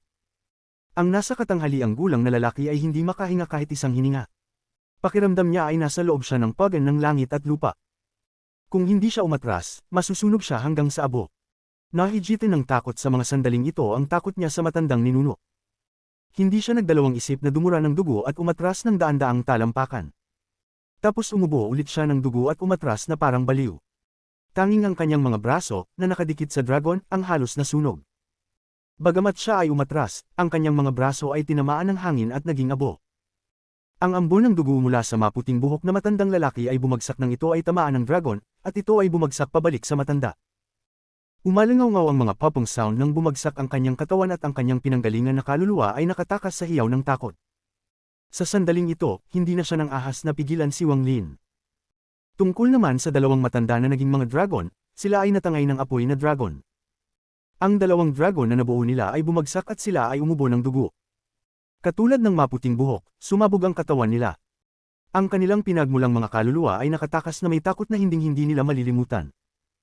Ang kapangyarihan ng apat na iyon ay hindi nagawang maantala si Wang Lin at ang apoy na dragon kahit isang sandali. Sa isang sweep mula sa Fire Dragon, lahat sila ay malubhang nasugatan.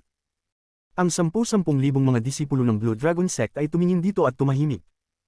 Ang apoy na dragon ay umangkas sa langit at si Wang Lin ay lumitaw sa ulo ng dragon. Tumingin siya sa ibaba. Wala akong pinatay na bagay sa araw na ito dahil gusto ng iyong sekta na maging isang puppet. Iniwan ni Wang Lin ang malamig na mga salitang iyon at umalis kasama ang apoy na dragon sa ilalim ng nakakatakot na mga tingin ng lahat ng tao rito. Lalong lumayo siya hanggang sa mawala siya sa abot tanaw. Ang isang buong sekta ay hindi maaaring pigilan ng isang tao kahit isang segundo. Ang ganitong uri ng kapangyarihan at aura ay naging dahilan upang ang figure ni Wang Lin ay malalim na nakatatak sa isipan ng lahat ng mga tao ng Blue Dragon Sect. Ang labanang ito ay nakatadhana na gawing tanyag si Wang Lin sa Heavenly Bull Continent. Isang insenso ng oras pagkatapos umalis ni Wang Lin, ang tatlong matatandang nawala ng katawan at ang nasa katanghaliang gulang na lalaki na nawala ng mga braso ay nagmumuni-muni pa rin ng manginig ang nasa katanghaliang gulang na lalaki. Mula sa kabilang direksyon ng mundo, umalangaw ang nakakagulat na dagandong ng galit. Sa sandaling umalangaw ang dagandong, ang mundo ay nagbago ng kulay at ang nagniningas na apoy sa lupa ay napatay at naging mga hibla ng itim na usok na umakyat sa hangin.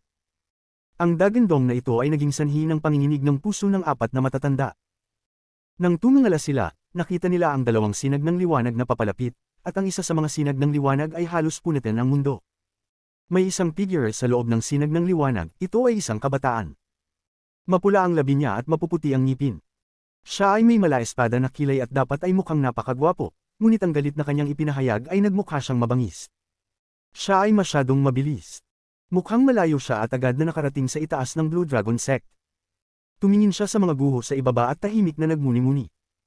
Ang kanyang katahimikan ay nagdulot ng matinding panggigipit at takot sa apat na dakilang matatanda. Sa sandaling ito, isa pang sinag ng liwanag ang dumating at naging isang babae.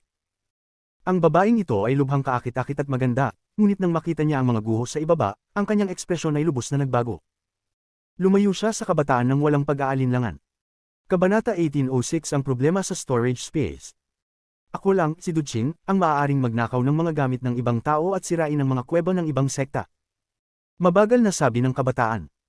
Imposibleng sabihin kung siya ay galit o masaya, ngunit isang kakaibang pagbaluktot ang lumitaw sa kanyang katawan. Para siyang napalitan ng taong gawa sa kahoy. Wala pang nang ahas na sirain ang sekta ko. Ang binata ay nagpakawala ng makalangit na dagandong. Habang siya ay umuungal, ang mundo ay gumuho, maraming ulap ang napunit, at napakaraming itim na usok ang nagkalat. Wala pang nang ahas na gawin ito. Sirain mo ang sekta ko, patayin mo ang mga alagad ng sekta ko kahit sino ka pa, patay ka.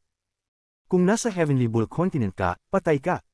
Huhulihin kita, dudurugin kita, pahihirapan kita ng libu-libong taon, pagsisisihan kita sa paglilinang. Angal ng binata, at isang nakakatakot na aura ang lumabas sa kanyang katawan. Ang pinakamalapit na libong disipulo ay hindi man lang nagkaroon ng oras na sumigaw bago silang lahat ay namatay. Papatayin kita. Lumingon ang binata at lumapit sa isang alagad. Napuno ng takot ang alagad nang hinawakan ng binata ang kanyang ulo. Ang kanyang makapangyarihang banal na sentido ay sumugod sa isip at kaluluwa ng alagad na hinanap sa pamamagitan ng puwersa. Wala siyang pakialam na ito ay isang alagad ng kanyang sekta sa lahat. Isang malungkot na sigaw ang pinakawalan ng alagad at namatay. Ang kanyang katawan ay sumabog sa isang ambon ng dugo. Matapos niyang makuha ang alaalang gusto niya, malinaw na lumitaw sa mga mata ng kabataan ang hitsura ni Wang Lin. Ang isa sa mga elder na naging dragon ay nanginginig at sinabing, matanda. Matandang ninuno. Ang taong iyon ay pinangalan ng Wang. Siya. Sinabi niya na hindi siya pumatay ng sinuman, matandang ninuno lamang na sinira niya ang sekta dahil may nagtangkang magpino sa kanya upang maging isang tupay. Sa kanyang pagsasalita, ang puso ng nasa katanghaliang gulang na lalaki na nawala ng mga braso ay tumibok at nagpakawala ng buntong hininga. Ang Sun Mensch Day na ito ay hindi pa matagal sa Blue Dragon Sect, kaya hindi pa rin niya naiintindihan ang personalidad ng Old Ancestor. Walang pakialam ang Old Ancestor sa kapalaran ng Blue Dragon Sect, mukha lang ang iniisip niya. Nang magsalita ang matanda, lumingon ang binata at tinitigan ang matandang nagngangalang Sun ng mabangis na tingin. Ang libu-libong mga alagad na kamamatay lamang ay pinatay niya at ikaw, isang elder, kahit na mawala ang iyong katawan, dapat mong pinasabog ang iyong pinagmulang kaluluwa upang pigilan siya, kaya't ako ay magpupuno sa iyo sa kahoy at tatakan ka sa loob ng 100 taon bilang parusa. Ang kabataan ay umabot patungo sa kawalan. Nanginginig at outraged na sana ang matandang nagngangalang Sun ngunit nahuli siya ng binata na wala man lang kakayahang lumaban. Gumamit ang kabataan ng ilang hindi kilalang spell, pagkatapos ay napuno ng kulay abong liwanag ang katawan ng matanda at sinalakay ang kanyang pinagmulang kaluluwa. Ang matanda ay nagpakawala ng isang kahabag-habag na sigaw at ang kanyang pinagmulang kaluluwa ay naging kahoy. Kinalas ng binata ang kamay at nahulog sa lupa ang matandang ginawang kahoy. May lumitaw na puyo ng tubig at nawala ang matandang kahoy. Ito ay natakot sa lahat ng mga disipulo ng Blue Dragon Sect, at wala ni isa sa kanila ang nang-ahas na magsalita. Ilunsad ang kapangyarihan ng buong sekta para mahanap ang taong ito para sa akin, 3 buwan lang ang ibibigay ko sa inyo kung hindi ninyo mahanap ang taong ito sa loob ng 3 buwan, mamamatay kayong lahat. Magpadala ng paunawa sa buong Heavenly Bull Continent ang sinumang maglakas loob na protektahan ng taong ito ay magbabayad. Mabilis na gumagalaw si Wang Lin sa kalangitan ng Immortal Astral Continent. Ang kanyang banal na pakiramdam ay lumaganap habang siya ay dahan-daang umangkop sa dayuhang mundong ito. Sa aking antas ng paglilinang, maaari kong saklawin ang karamihan sa mundo ng kuweba gamit ang aking banal na kahulugan, ngunit dito, ang aking banal na pakiramdam ay tila pinigilan ng isang hindi nakikitang batas. Ito ay malinaw na hindi natatangi sa akin. Pare-pareho ang lahat. Ginawa ni Wang Lin ang hatol na ito dahil walang banal na kahulugan mula sa Blue Dragon Sect ang kumalat upang kulong sa kanya sa panahong ito. Nawalan din ng epekto ang spatial bending sa Immortal Astral Continent. Sumimangot si Wang Lin at sinubukan ng maraming beses, ngunit hindi niya nagawang sumanib sa mundo. Hindi ito dapat kakaiba sa akin kahit na ang matandang ninuno ng Blue Dragon Sect ay nasa maagang yugto ng Void Tribulant tulad ng Seven Colored at Old Ghost Zone, hindi niya nagawang magmadaling bumalik sa nakaraan. Habang nagmumuni-muni si Wang Lin, napakabilis niyang gumalaw sa kalangitan. Malabo niyang naunawaan na bagaman ang mundo dito at ang mundo ng kuweba ay magkamukha, sila ay ganap na magkaiba. Mali ang mundo ng kuweba at totoo ang lugar na ito. Maaari siyang sumanib sa mundo ng kuweba, ngunit hindi siya maaaring sumanib sa mundo ng Immortal Astral Continent. Bilang resulta, hindi niya magamit ang spatial bending. Dapat mayroong isang paraan upang gawin ito, ngunit ang antas ng paglilinang na kinakailangan ay dapat na mas mataas. Tahimik na nag-isip si Wang Lin. Kara-rating lang niya dito, kaya lahat ng nandito ay dayuhan sa kanya. Sa kabutihang palad, hinanap niya ang mga alaala ni Kang Ren. Bagamat marami pa siyang hindi alam, marami siyang alam tungkol sa Heavenly Bull Continent. Ito ang Heavenly Bull Continent sa Eastern Continent sa ilalim ng pamumuno ng Celestials. Ang Guei Sect at ang Great Soul Sect ay ang dalawang malalakas na sekta sa Heavenly Bull Continent. Bahagi sila ng 9 na sekta at 13 paksayon, pakiramdam ni Wang Lin ay komplikado. Hindi siya estranghero sa dalawang sekta na ito. Ang Great Soul Sect, ang sekta ni Fan Shanmeng at Fan Shanlo ang sekta na may nakakatakot na ilusyon. Mayroon ding Yun Yifeng mula sa alaala ni Kang Ren, siya ay naging henyo ng Guei Sect. Nako, late na akong dumating. Malamang akala ni teacher na namatay ako, kaya hindi na siya naghintay. Bumantong hininga si Wang Lin. Gayunpaman, ang nagparamdam sa kanya ng damdamin ay ang Heavenly Bull Continent kung saan matatagpuan ang Seven Dao Sect. Ang Heavenly Bull Continent ay sadyang napakalaki, ang laki ng ilang dosenang mga kuweba na mundo ay masyadong mabagal. Ang pagpunta mula rito sa 36 na estado ng sinaunang bansa ay tatagal ng daan-daang taon, kahit na sa buong bilis. Kumunat ang noo ni Wang Lin. Ang Immortal Astral Continent ay sadyang napakalaki. Kalimutan mo na ito, kailangan kong pumunta sa Seven Dao Sect para tingnan kung wala si teacher, kahit gaano pa katagal, kailangan kong pumunta sa Ancient Dao Clan dahil nangako ako sa kanya.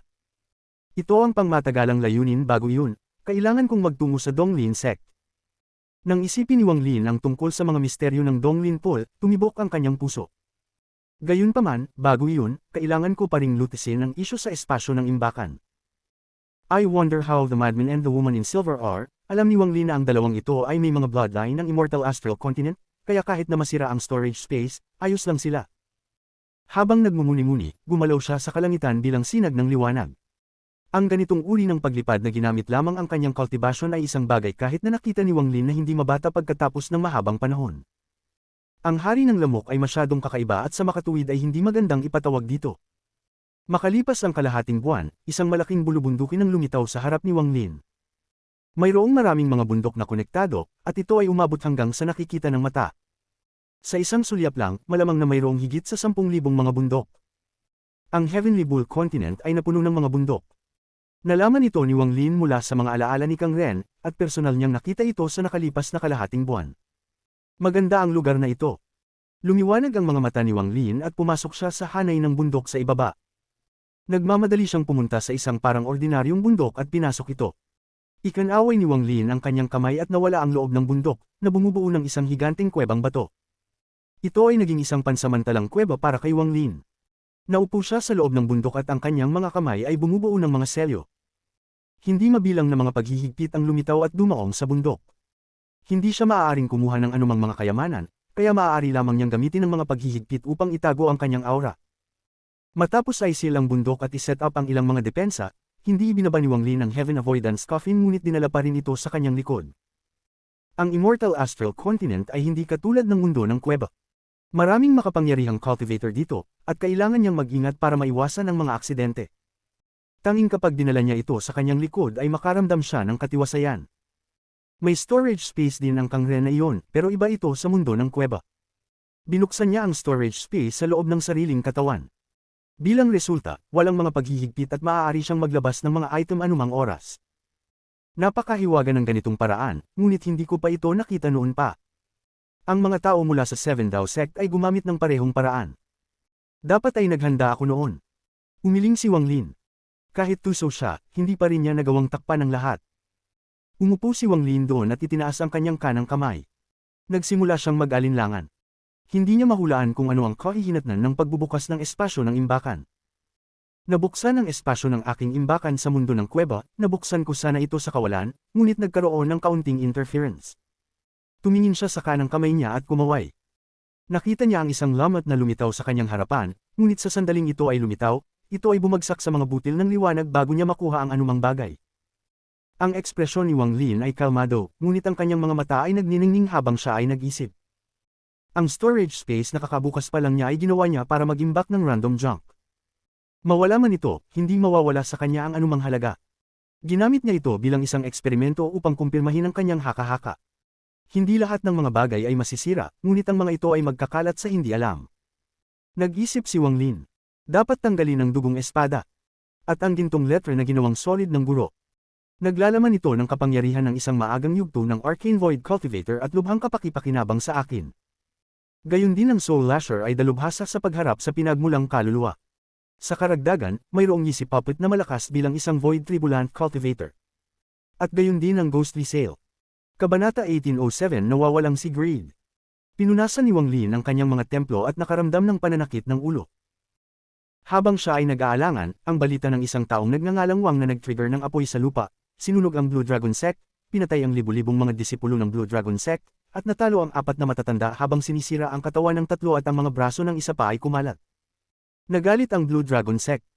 Ipinadala nila ang lahat ng mga alagad sa isang baliw na paghahanap. Maraming sekta ang natawa sa bagay na ito dahil hindi sila natutuwa sa Blue Dragon Sect. Gayunpaman, dahil sa antas ng cultivation ni Duqing at ang koneksyon niya sa Great Soul Sect, umatras sila. Nang makitang ang Blue Dragon Sect ay dumanas ng napakalaking pagkawala, kabilang ang libu-libong disipulo na namamatay at ang 4 na matatandang malubhang na sugatan, ay lihim na ikinatuwa nilang lahat.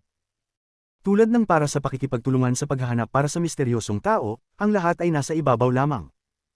Gayunpaman, mayroong ilang mga sekta na ganap na nakipagtulungan upang hanapin si Wang Lin.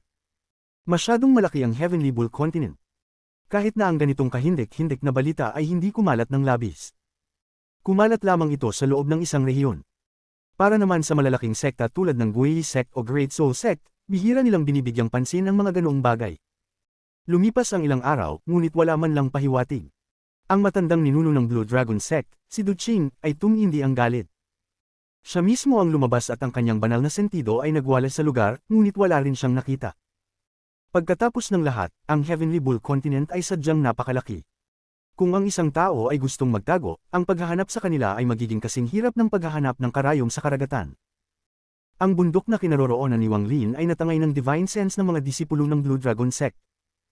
Gayunpaman, dahil sa malayo sila at hindi pangkaraniwan ang mga paghihigpit ni Wang Lin, wala silang nakitang anumang pahiwatig. Maliban kung personal na dumating si Duqing, walang ibang makakahanap ng abnormalidad. Gayunpaman, bagamat siya ay nagalit nang walang tiyak na lokasyon na hahanapin, malamang na hindi siya darating upang personal na suriin. Sa paglipas ng panahon, ang paghahanap ng Blue Dragon Sect ay hindi nabawasan ngunit naging mas matindi. Napansin ito ni Wang Lin habang nag-iisip siya kung paano buksan ang kanyang storage space para kunin ang kanyang mga kayamanan. Sa buwan ng oras na ito, hindi lang iniisip ni Wang Lin ang tungkol sa kanyang storage space, sinisipsip din niya ang celestial energy dito para pakainin ang kanyang katawan. Tinitingnan din niya ang pagkakaiba ng mga asensya dito kumpara sa kanyang sariling mga asensya. Dahan-dahan niyang nakita ang ilang mga pahiwatig. Ang ethereal essences ay walang problema. Maging sa mundo ng kuweba o sa Immortal Astral Continent, walang pagbabago. Pagkatapos ng lahat, ang ethereal essences ay nabuo mula sa sariling pangunawa ni Wang Lin. Gayunpaman, ang corporeal essence ay nagbago, tulad ng fire essence. Ang kulog, apoy, at tubig na kakanyahan na umabot sa maliit na pagkumpleto ay pareho. Tulad ng para sa mga essences ng pagpatay at paghihigpit, mayroong ilang mga pagbabago ngunit hindi gaanong. Malapit na ang oras, hindi na ako magdadalawang isip pa. Sa araw na ito, habang nakaupo si Wang Lin sa loob ng kuweba, binuksan niya ang kanyang mga mata. Ang kanyang tingin ay mapagpasyahan. Hindi siya indecisive na tao. Kung hindi lang masyadong importante ang storage space, hindi siya magdadalawang isip. Gayunpaman, kailangan niyang gumawa ng desisyon ngayon. Kahit nasirain ito, kailangan kong maglabas ng ilang mga bagay na karamihan sa mga ito ay hindi mahalaga dahil marami akong makakaipon ng mga bagong kayamanan sa Immortal Astral Continent. At kung ako ay mabilis, ang espasyo sa imbakan ay maaaring hindi ganap na bumagsak. Matapos magdesisyon, hindi na nagdalawang isip si Wang Lin. Ang kanyang buong paglilinang ay kumalat at natipon sa loob ng kuweba nang hindi tumatagas. Habang ang kanyang cultivation ay patuloy na nagcondense sa kuweba, ang paligid ay nagsimulang mag-distort. Ang pagbaluktot na ito ay parang isang ripple na dahan-daang umaalingaw-ngaw sa loob ng kuweba na parang lahat ng bagay dito ay naging solid. Hindi ito isang kumpletong solidification, ngunit maaari nitong gawing mas mabagal ang lahat ng bagay dito. Inilatag niya ang kanyang buong paglilinang upang maramdaman na ang kuweba ay isang latian upang maantala ang pagbagsak ng espasyo ng imbakan. At ang kailangan ni Wang Lin ay oras. Nang matapos na kumalat ang kanyang aura at bumagal ang paligid, huminga ng malalim si Wang Lin. Nanlaki ang mata niya at itinaas ang kaliwang kamay. Gumawa siya ng selyo at ang stop spell ay natipon sa kanyang hintuturo. Pagkatapos ay itinaas niya ang kanyang kanang kamay at inabot ang walang laman na nasa harapan niya pagkatapos magdikit ang kanyang mga ngipin. Ilang beses na niya itong ginawa noon, ngunit hindi siya kailanman naging ganito kaba sa paggawa nito. Sa pag-abot ng kanyang kamay, isang lamat ang lumitaw sa kanyang harapan. Ang lamat na ito ay ang storage space ni Wang Lin. Sa sandaling lumitaw ang lamat, ang stop spell na natipon ni Wang Lin sa kanyang kaliwang kamay ay nakaturo pasulong. Matapos gamitin ang stop spell ng maraming beses, matagal na itong umunlad sa kanyang pangunawa. Ngayon hindi lamang nito pinigilan ng mga tao, ngunit maging ang oras, espasyo, spells, at kayamanan. Gayunpaman, hindi alam ni Wang Lin kung mapipigilan niya ang pagbagsak ng storage space na dinala niya mula sa mundo ng kuweba patungo sa Immortal Astral Continent. Sa sandaling lumitaw ang lamat, isang makamulto na liwanag ang lumabas mula sa loob, at lumitaw ang mga palatandaan ng pagbagsak. Gayunpaman, ang solidification ng kuweba na naging sanhi ng pagbagal ng oras at ng stop spell ang naging sanhi ng pagbagsak ng sandali. Ngunit saglit lang itong huminto bago naganap ang isang marahas na pagbagsak. Napakataas ng focus ni Wang Lin. Pagbukas pa lang ng storage space, parang baliw ang kanyang divine sense at malapit nang ilabas ang lahat. Gayunpaman, ang paghinto na iyon ay hindi sapat na oras para kunin ni Wang Lin ang lahat. Pinagmasdan niya ang hindi mabilang na mga lamat na lumitaw sa kanyang storage space. Ang baliw at babae sa pilak ay napakalapit sa isang lamat at nawala sa loob. Ang ilang mga kayamanan ay gumuho, at habang ang ilan ay hindi gumuho, sila ay nilamon ng mga lamat. Ang lahat ng ito ay nangyari sa isang iglap, at si Wang Lin ay walang oras upang pigilan ito. Wala na siyang panahon para makita kung ano ang kinuha niya bago nahati sa ilang kopya ang kanyang divine sense. Sinundan nila ang mga kayamanan sa pamamagitan ng mga lamat at itinatak sa mga kayamanang nawala. Sa isang pag-iisip, ang storage space na hindi pa gumuho ay isinara niya at nawala upang hindi na ito bumagsak pa. Pagkaraan ng maikling panahon, si Wang Lin ay basang-basa sa pawis. Maikli ang kanyang paghinga at namumula ang kanyang mga mata habang nakatingin sa unahan at nagmumuni-muni. Sa harap niya ay lumutang ang isang dugong espada at isang gintong letra. Ang dugong espada ay napuno ng layunin ng pagpatay, at ang ginintoang letra ay nagbigay ng aura ng Void Tribulan. May bakas din ng Grand Empyrean Aura, na nagpapakita na ito ay nabuo ng isa sa 9 na araw. Ang ilang mga hindi masyadong mahalagang kayamanan ay gumuho, ngunit hindi mahalaga na sila ay nasira, ngunit mayroon pa ring 3 kayamanan na hindi gumuho at kinuha ng mga lamit na inihanda ko at iniwan ng aking banal na kahulugan sa kanila, kaya marahil ay darating ang araw na mahahanap ko sila. Baliw at ang babaeng iyon sa pilak. Nako! Napabuntong hininga si Wang Lin. Sinubukan niya ang kanyang makakaya. Dapat mabuksan ko pa ng ilang beses ang storage space ko, ngunit sa tuwing bubuksan ko ito, lalala ang pagguho hanggang sa tuluyan itong masira. Nandoon pa rin ang Yeezy Puppet at hindi natangay. Huminga ng malalim si Wang Lin at ikinalat ang solidification aura sa paligid niya, na nagpapahintulot sa kuweba na dahan-daang bumalik sa normal. Sa pagtingin sa dugong espada at gintong letre sa kanyang harapan, nagliwanag ang mga mata ni Wang Lin. Itinaas niya ang kanyang kanang kamay at ginamit ang paraan para sa paglikha ng storage space sa loob ng kanyang katawan na natutunan niya kay Kang Ren. Isang lamat ang lumitaw sa kanyang kanang palso. Ang loob ng lamat ay ganap na madilim at isang puwersa ng pagsipsip ay nagmula sa loob. Sinipsip nito ang blood sword at ang golden print bago ito nawala sa palso ni Wang Lin. Ang pagbubukas ng storage space na may bloodline ng isang tao ay isang bagay na ganap na magagawa ng mga tao sa Immortal Astral Continent. Nag-isip si Wang Lin, at may kumislap na dugong liwanag mula sa kanyang kanang kamay habang ang dugong espada ay lumipad palabas at pagkatapos ay nawala. Lumitaw ang gininto ang liwanag ng lumitaw ang gininto ang letres sa kanang kamay ni Wang Lin. Nangyari ito ng ilang beses hanggang sa naging pamilyar si Wang Lin sa proseso. Kailangan niyang tiyakin na hindi niya sinasadyang mabuksan ang kanyang storage space sa panahon ng labanan at magdulot ng hindi maibabalik na pinsala. Noon lang siya nakadama ng katiyakan.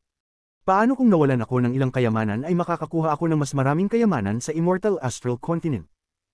Tumingin si Wang Lin sa labas, at ang kanyang tingin ay tila kayang tumagos sa bundok upang makita ang madilim na kalangitan sa labas. Si Greed ay dapat din sa Immortal Astral Continent. Hanggat narito siya, hindi ako magkukulang sa kayamanan na kailangan ko lang siyang makilala para malutas ang maraming problema. Greed, inaabangan ko ang ating unang muling pagkikita sa Immortal Astral Continent. Isang mahinang ngiti ang ipinakita ni Wang Lin. Gayunpaman, ang Greed na iyon ay lubhang kakaiba. Siya rin ay isa sa mga fragment ng kaluluwa ng Seven-Colored Celestial Sovereign tulad ni Qing Shui, ngunit nagawa niyang umalis sa mundo ng kuweba. Kahit na mayroon siyang tulong ng Grand Empyrean na iyon, tumulong din si Zuan Luo.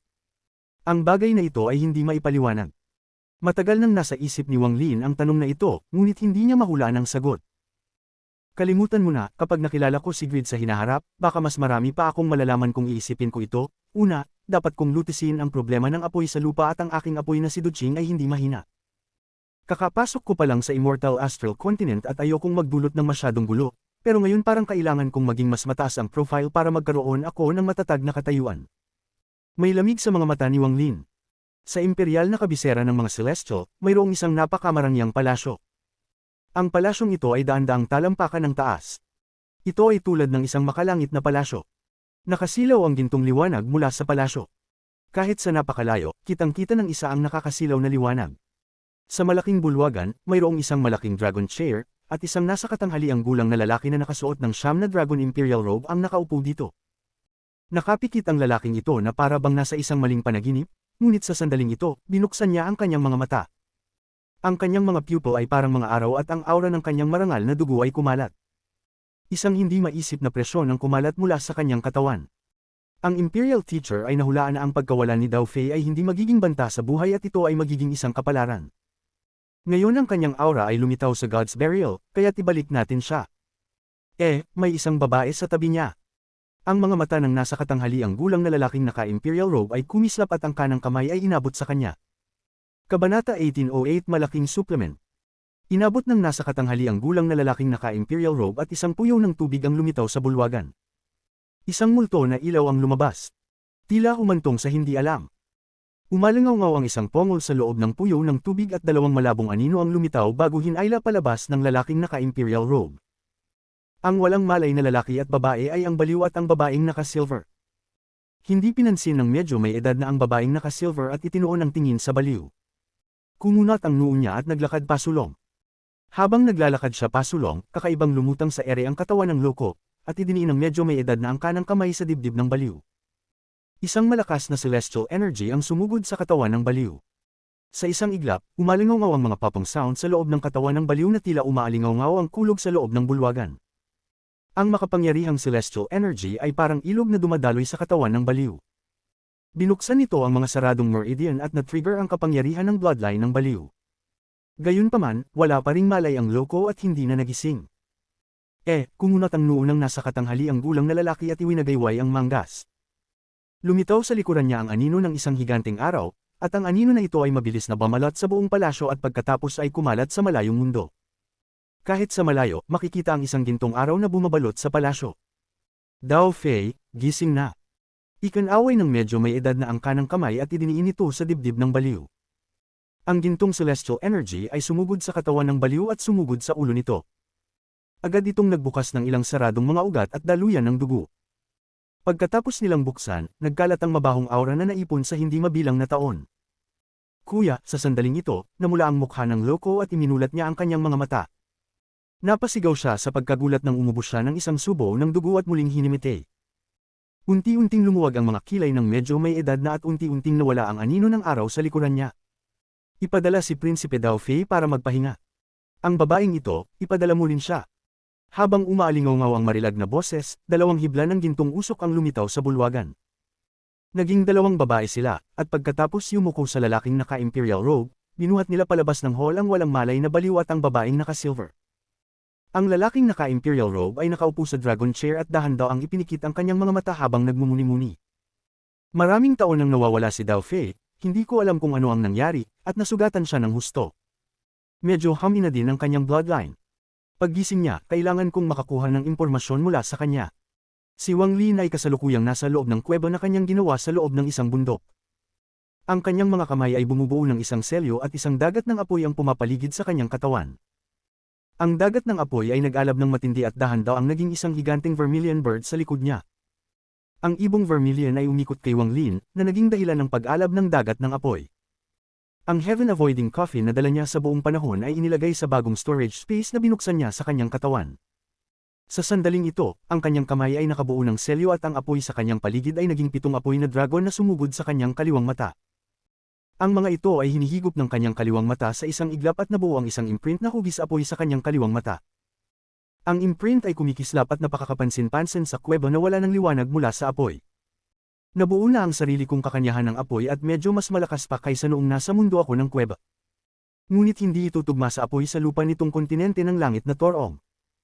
Dapat magpas siya ang isang master sa pagitan ng dalawang apoy. Kung hindi, kung makatagpo ako ng ibang tao na may fire essence, masasabi nilang may mali sa isang sulyap. Gayun din, ang apoy ng lupa dito ay ibang-iba, na naglalagay sa akin sa isang dahado. Si Wang Lin ay nasa Immortal Astral Continent sa loob ng isang buwan, at naramdaman niya ang mga pagkakaiba. Sa mundo ng kuweba, lahat ng apoy sa mundo ay kayang kontrolin niya. Siya ay tulad ng emperador ng apoy at hindi kailanman kailangang mag-alala tungkol sa pagkonsumo ng kanyang kakanyahan ng apoy. Hanggat nakahinga siya, mabilis niyang mapupunan ito. Gayunpaman, iba ito sa Immortal Astral Continent. Hindi lang siya isang outsider, maging ang kanyang fire essence ay isang outsider. Napakahirap para sa kanya na lagyang muli ang kanyang kapangyarihan ng apoy. Hindi problema ang sitwasyong ito kung makakatagpo siya ng isang taong mas mahina, ngunit laban sa isang taong malakas, ito ay nakamamatay. Sa Blue Dragon Sect, habang mukhang simple para kay Wang Lin na kunin ang kaluluwa ng apoy sa lupa, hindi ito simple. Hindi niya talaga kailangang kunin ang kaluluwang iyon para umalis sa Blue Dragon Sect, ngunit gusto niyang suriin ang pagtanggi sa apoy dito, kaya kinuha niya ang kaluluwa. Napakalakas ng puwersa ng pagtanggi. Sa ilalim ng malakas na pagmamanipula ni Wang Lin, sinubukan ng Fire Dragon na magrebelde pagkatapos niyang lisanin ang Blue Dragon Sect.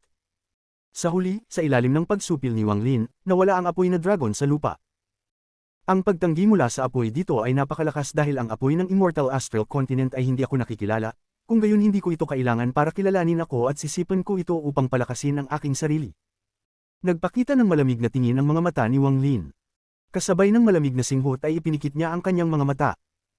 Ang pinagmulang kaluluwa ni Wang Lin ay sumugod sa kanyang kaliwang mata at naging isang vermilion bird na sumugod palabas. Ang vermilion bird ay nabuo ng pinagmulang kaluluwa ni Wang Lin. Pinuno nito ang kuweba ng mataas na temperatura bago ito nawala sa ilalim ng lupa. Ang buong Heavenly Bull Continent ay may malaking earth fire vein na kumakalat sa buong kontinente sa ilalim ng lahat ng bundok. Nang ang pinanggalingan na kaluluwa ni Wang Lin ay nasa ilalim ng lupa, naramdaman niya ang nakasusuklam na init na nagmumula sa ibaba. Ang aura na ito ay lubhang nakakapinsala sa pinagmulang kaluluwa, ngunit hindi ito nagdulot ng problema para kay Wang Lin. Habang sumusugod siya patungo sa ilalim, isang heatwave ang pinakawalan mula sa kanyang katawan upang labanan ang apoy ng lupa. Dahil nasa ilalim ng lupa ang pinanggalingan niyang kaluluwa, iba ang lahat ng nakita niya noong nasa kanyang pisikal na katawan. Walang lupa dito, tanging mga kislap ng apoy. Ito ay tila isang mundo ng apoy. Sa kanyang pagpunta sa kailaliman ng lupa, isang dagandong ang dumating mula sa malayo. Ang dagandong na ito ay hindi maririnig ng mga tainga, ngunit malinaw na mararamdaman ito ng pinagmulang kaluluwa. Nang dumating ang dagandong, isang mas matinding heatwave ang sumabog patungo kay Wang Lin. Ang temperatura sa loob ng heatwave ay maaaring matuno ang lahat ng mga kayamanan at masunog ang mga kaluluwa ng lahat ng nabubuhay na nilalang. May kislap ng lamig sa mga mata ni Wang Lin. Ang dagandong na ito ay higit na isang hamon ang banggaan ng dalawang magkaibang uri ng apoy sa sandaling sila ay nagkita. Habang umaalingaw ang Dagandong, ang vermilion bird na nabuo ni Wang Lin ay nagpakawala ng matalim na alulong. Ang alulong na ito ay ang sigaw ng vermilion bird. Ang sigaw ay naging isang matalim na espada na tumusok sa lupa patungo sa pinagmulan ng Dagandong. Napakabilis ng paggalaw ni Wang Lin habang sumisingil siya sa ilalim ng lupa. Tinawid niya ang walang hangganang mga distansya sa bawat ilang paghinga at hindi nagtagal ay nakarating siya sa pinagmumulan ng Dagandong. Isa itong fire dragon na daan-daang talampakan ng haba, nagbibigay ng pulang kinang, at napapalibutan ng marahas na aura. Ang fire dragon na ito ay nakapulupot doon at nakatitig sa vermilion bird ni Wang Lin. Nang makalapit na si Wang Lin, nagpakawala ito ng isa pang Dagandong. Nakakaloka ang eksenang ito. Sa mundong ito sa ilalim ng lupa, nagharap ang dragon at vermilion bird. Nagbanggaan ang Dagandong at sigaw at nagsimula ang labanan ng apoy sa pagitan nila. Kung ang divine sense ng isang tao ay dumaan, makikita nila ito, ngunit kung narito sila, makikita nila ang isang bagay na ganap na kakaiba sa kanilang mga mata. Makakakita lang sila ng higanting ugat ng apoy na lumawak sa hindi malamang distansya. Ang ugat na ito ay pula at naglabas ng walang katapusang init habang nakabaon sa ilalim ng lupa. Ang malaking ugat ng apoy na ito ay ang apoy na dragon na umaatungal kay Wang Lin. Ang apoy na dragon na ito ay ang kaluluwa ng sangay na ito ng ugat ng apoy. Katulad nito, kung ang isa ay tumingin sa vermilion bird ni Wang Lin gamit ang kanilang mga mata, hindi nila makikita ang isang vermilion bird. Makikita lang nila ang apoy na nagmula sa ibang lugar, apoy na hindi maaaring haluan ng apoy dito. Sa mundong ito, mayroon lamang isang salita na tinatawag na apoy. Kung minsan ang apoy ay maaaring kumakatawan sa apoy, ngunit hinding-hindi nito mapapalitan ang apoy bilang isang salita. Napakalaki ng apoy. Hindi ito maaaring magsama, maaari lamang itong magsama sa isa. Ang apoy na dragon ay umungal at sumugod pasulong. Pinalibutan ng makapal na apoy ang katawan nito at sinunog ang vermilion bird ni Wang Lin. Ibinuko nito ang bibig upang lamunin ang vermilion bird. Ang mga mata ng vermilion bird ni Wang Lin ay kumikinang at hindi kumukurap. Ang tanging kaluluwa ng isang sangay ng ugat ng apoy ay hindi kwalipikado para umatras si Wang Lin. Nagpakawala ang vermilion bird ng pagsirit habang sumusugod ito sa bibig ng apoy na dragon. Ang lahat ng apoy sa mundong ito ay dapat makinig sa aking utos at sambahin ako bilang Panginoon nito kahit ang apoy ng Immortal Astral Continent ay dapat sumunod. Ang divine sense ni Wang Lin ay umalingaw sa ilalim ng lupa na may napakagandang katangian ng apoy. Nilamon ng fire dragon ang vermilion bird at nagpahayag ng masakit na ekspresyon.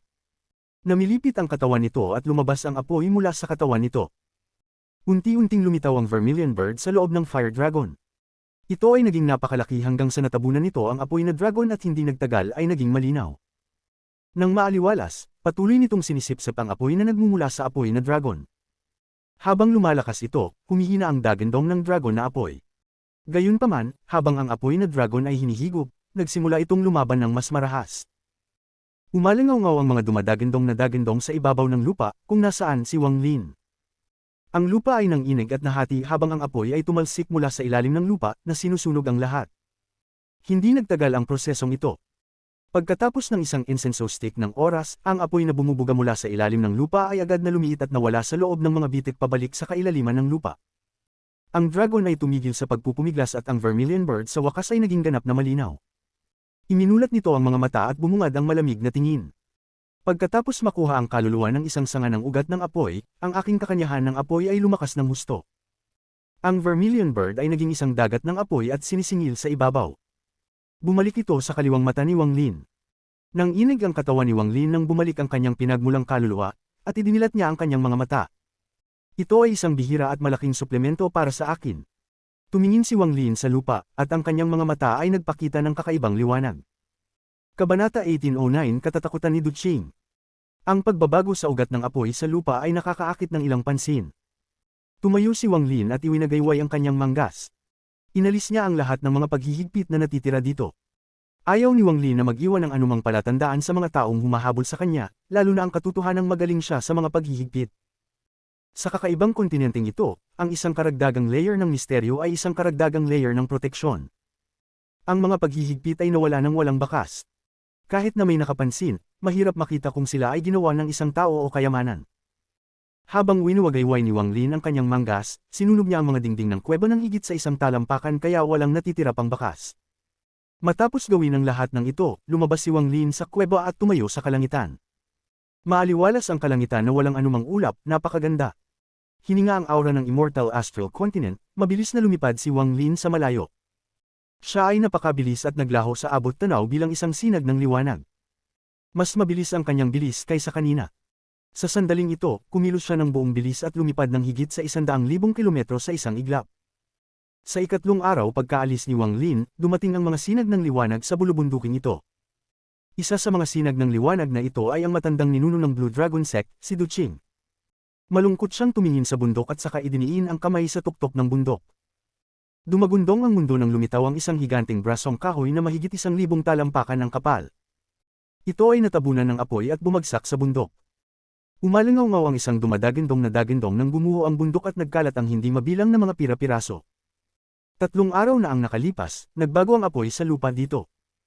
Ang cultivator na iyon na nagngangalang Wang ay halatang nagtatago dito. Kasuklam-suklam, nagamit ko na ang aking buong bilis ngunit huli pa rin ako. Lumitaw sa mga mata ni Du Qing ang layuning pumatay at ikanaway niya ang kanyang manggas. Scatter from this place and continue to search. Hindi ako naniniwalang makakatakas siya sa Heavenly Bull Continent. Huminga ng malalim si Du Qing at kinuyam ang kanyang kamao. Kung magtago ang taong ito, mahihirapan akong hanapin siya. Mukhang kailangan kong humingi ng tulong sa Great Soul Sect. Ayaw iwasan ni Wang Lin ang kabilang partido. Kung talagang gusto niyang magtago, makakahanap siya ng bundok sa malayo at magtago sa loob. Pagkatapos ng 8 hanggang 10 taon, wala nang magiging problema.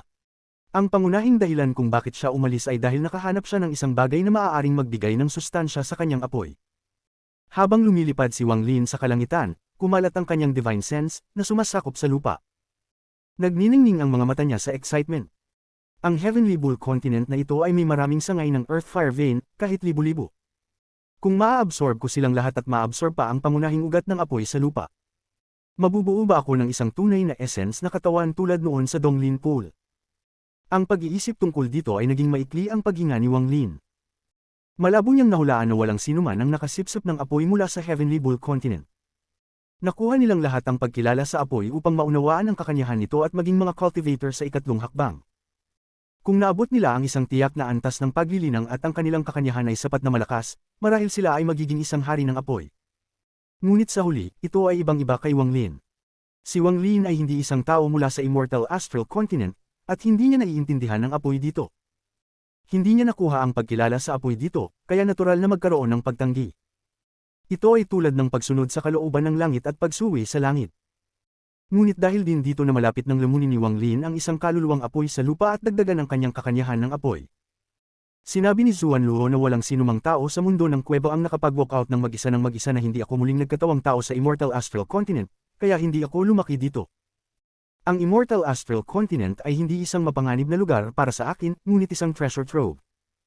Nagningning ang mga mata ni Wang Lin habang siya ay sumulong sa isa pang bulubundukin.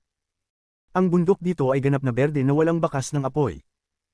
Gayunpaman, gamit ang fire essence ni Wang Lin, tumingin siya sa ibaba at naramdaman ang isang higanteng fire dragon na natutulog sa ilalim ng bundok. Sa sandaling dumapo ang tingin ni Wang Lin sa apoy na dragon, ang apoy na dragon ay biglang nagmulat ng mga mata. Ang mga mata nito ay dagat ng apoy na tumitig kay Wang Lin sa pamamagitan ng apoy. Dagindong. Isang dagindong ang umalingaw at ang lupa ay nanginig. Ang taluktok ng bundok ay umindayog na parang malakas na hangin na umiihip sa mga bundok. Gayunpaman, hindi ito naririnig ng mga ordinaryong tao. Maging ang mga cultivator ay mahihirapang tuklasin. Tanging isang tao lamang na may ibang uri ng asensya ng apoy, tulad ni Wang Lin, ang malinaw na makakarinig ng dagindong na ito ng matinding pagtanggi. Lumiwanag ang mga mata ni Wang Lin at nagpakawala siya ng malamig na senggal. Isang kaluluwa ng isang ugat ang nang-ahas na umungol sa akin. Humakbang si Wang Lin at dumaong sa isang bundok. Bigla niyang inabot ang kanang kamay sa ibaba niya. I extract ang Earth Fire Soul. Nang itaas ang kanyang kanang kamay, ang bundok ay dumagundong at isang dagat ng apoy ang bumubulusok mula sa lupa sa ibaba. Ang bundok sa ibaba ni Wang Lin ay gumuho at ang graba ay lumipad kung saan-saan. Ang ulo ng isang dragon na apoy ay sumugod mula sa gumuhong bundok. Sa sandaling ito ay lumitaw, ang asul na langit ay naging pula na parang nasusunog. Umalangaw-ngaw ang mga kaluskos mula sa lupa habang napunit ang lupa at umaagos ang lava. Ang fire dragon na ito ay medyo mas malaki kaysa sa kinain ni Wang Lin. Ang apoy mula rito ay katumbas ng buong kapangyarihan ng isang spirit void cultivator. Habang umuungal ito, ang higanting ulo ng dragon na apoy ay bumungad kay Wang Lin at bumulusok sa kanya. Ito ay tulad ng nagniningas na bulalakaw mula sa langit na dumiretso kay Wang Lin. Ang nakakagulat na momentum na ito ay sapat na upang maging sanhi ng pagbabago ng ekspresyon ng sinumang cultivator. Gayunpaman, ang ekspresyon ni Wang Lin ay kalmado at hindi man lang nagbago. May nanlamig pa nga sa mga mata niya. Habang sumusugod ang apoy na dragon sa kanya, itinaas niya ang kanyang kanang kamay at sinuntok ito. Umalingaw-ngaw ang mga dumadagandong na dagandong sa buong mundo. Bahagyang nanginig ang katawan ni Wang Lin, ngunit hindi siya gumalaw ng kalahating hakbang. Gayunpaman, ang dragon na apoy ay nagpakawalan ng isang kahabag-habag na dagandong habang ang ulo nito ay sumabog. Nang bumagsak ang apoy na dragon, ito ay naging isang dagat ng apoy at nagpakita ng mga palatandaan ng pagbabago. Ang mga mata ng dragon ang unang nagreporma, at sila ay nagbigay ng galit na tingin. Gayunpaman, hindi binigyan ni Wang Lin ng pagkakataon ng Fire Dragon na magreporma. Humakbang siya at nagliwanag ang apoy sa kanyang kaliwang mata. Isang vermilion bird ang lumitaw sa kanyang mata at umangkas patungo sa apoy na dragon.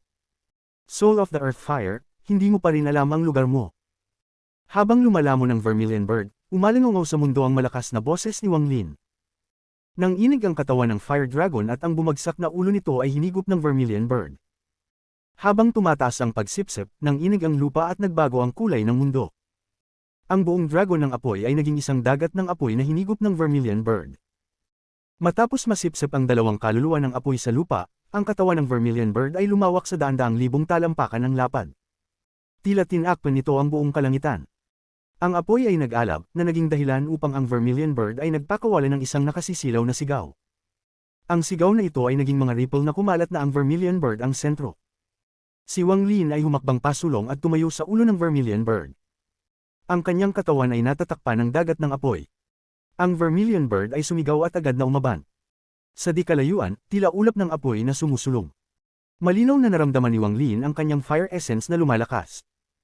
Ang pagligaw ito ay nasa sabik kay Wang Lin dahil pabalik sa mundo ng kuweba, ang asensya ng apoy ay tumigil sa pagbabago. Naisip ni Wang Lin na iyon na ang limitasyon ng kanyang fire essence, na ito ay ganap na nakumpleto. Ngunit palagi niyang nararamdaman na parang may kulang, kahit na hindi niya alam kung ano talaga. Hanggang sa nakatagpo niya ang Donglin Pool sa loob ng ikalimang bulaklak ay isang pinto sa mas mataas na landas ang bumukas para kay Wang Lin. Pinahintulutan siya nitong malaman na ang kanyang kakanyahan ng apoy ay maaaring bumuo ng isang tunay na kakanyahan. Hinding-hindi niya makakalimutan ang makapangyarihang naramdaman niya ng may nabuong essence true body. Ang pinakasimpleng pagbabago ay kapag gumamit siya ng spell, hindi lang isa, kundi dalawa ang magkakapatong sa isa't isa, na ginagawang mas malakas kaysa dati. Ito ay hindi isang bagay na naisip ni Wang Lin na posible. Sa ngayon, ang kanyang fire essence ay naging mas malakas at lumalapit sa pagbuo ng isang essence true body. Sa kakaibang lupain ito na puno ng makapangyarihang mga cultivator, wala nang mas kapanapanabik kaysa sa pagtaas ng antas ng kanyang paglilinang. Hindi nagatubili si Wang Lin na sumulong habang nakasakay sa higanteng vermilion bird. Ang kanyang banal na pakiramdam ay kumalat, naghahanap ng susunod na ugat ng apoy. 2 araw pagkaalis ni Wang Lin, isang sinag ng liwanag ang pumasok mula sa malayo. Ang tao sa loob ng sinag ng liwanag ay ang matandang ninuno ng Blue Dragon Sect, si Du Qing. Napakabilis niyang dumating sa pagkakataong ito, at nang makalapag siya, medyo nabigla siya. Tumingin siya sa mga bundok sa ibaba at kumikibot ang kanyang mga talukap. May mali kung pinapalitan niya ang Earth Fire Vein ng isang beses o 2 beses, maaaring aksidente ito. Ngunit ito ang pangatlong beses na sinasadya niya ito, ngunit para saan niya ito? Nakasimangot si Du Qing. Hindi niya moari. Nakarating siya sa isang bundok at kumalat ang kanyang divine sense. Maingat siyang tumingin sa lupa at pinahaba ang kanyang paghahanap sa ilalim ng lupa. Ito ay naging sanhi ng kanyang paghinga, at ang kanyang ekspresyon ay nagbago ng husto. Natuyo ang ugat ng apoy sa lupa at nawala ang apoy sa lupa. Patay na. Siya ay sumisipsip ng apoy sa lupa na imposible. Kahit na ang isang cultivator ay may kakanyahan ng apoy, hindi sila maglalakas loob na puwersahang sumipsip ng apoy sa lupa. Kapag tapos na ito, malamang na magdulot ito ng pagtanggi sa kanilang katawan, at aatakihin sila ng apoy sa lupa ng Heavenly Bull Continent. Siya. Paano niya ito nagawa? Anong gagawin niya? Ang mga mata ni Qing ay puno ng takot. Wala pa siyang narinig na sinumang maaaring sumipsip at lumamon sa ugat ng apoy sa lupa. Ang mga cultivator na may kakanyahan ng apoy ay nag-alay ng lahat ng mga sakripisyo sa apoy upang makakuha ng pagkilala. Walang sino man ang nang-ahas na lumamon, o maaaring lumamon. Kabanata 1810 Pack of Dragons, isang vermilion bird ang lumalamon sa Earth Vein. Tumingala si Du Qing sa langit sa di kalayuan. Malabo niyang naramdaman na ang taong hinahabol niya ay isang nakakatakot na pag-iral. Ang puso niya ay hindi naiwasang mapadapa sa pag-aalinlangan. Hindi niya alam kung dapat pa ba niyang ipagpatuloy ang kanyang paghahabol. Pagkaraan ng mahabang panahon, itinikom ni Duching ang kanyang mga ngipin at may nanlamig sa kanyang mga mata. Hindi ako papayag na sumuko ngayon, kahit na ano, kailangan kong mahuli at tingnan kung ang lahat ng ito ay isang maling ilusyon ng lakas, kung gayon papatayin ko siya. Kung ang kanyang antas ng paglilinang ay mabuti at kapantay ng sa akin, kung gayon kailangan kong baguhin ang aking pananaw na ang Blue Dragon Sect ay hindi mababago kung siya ay maaaring mabago.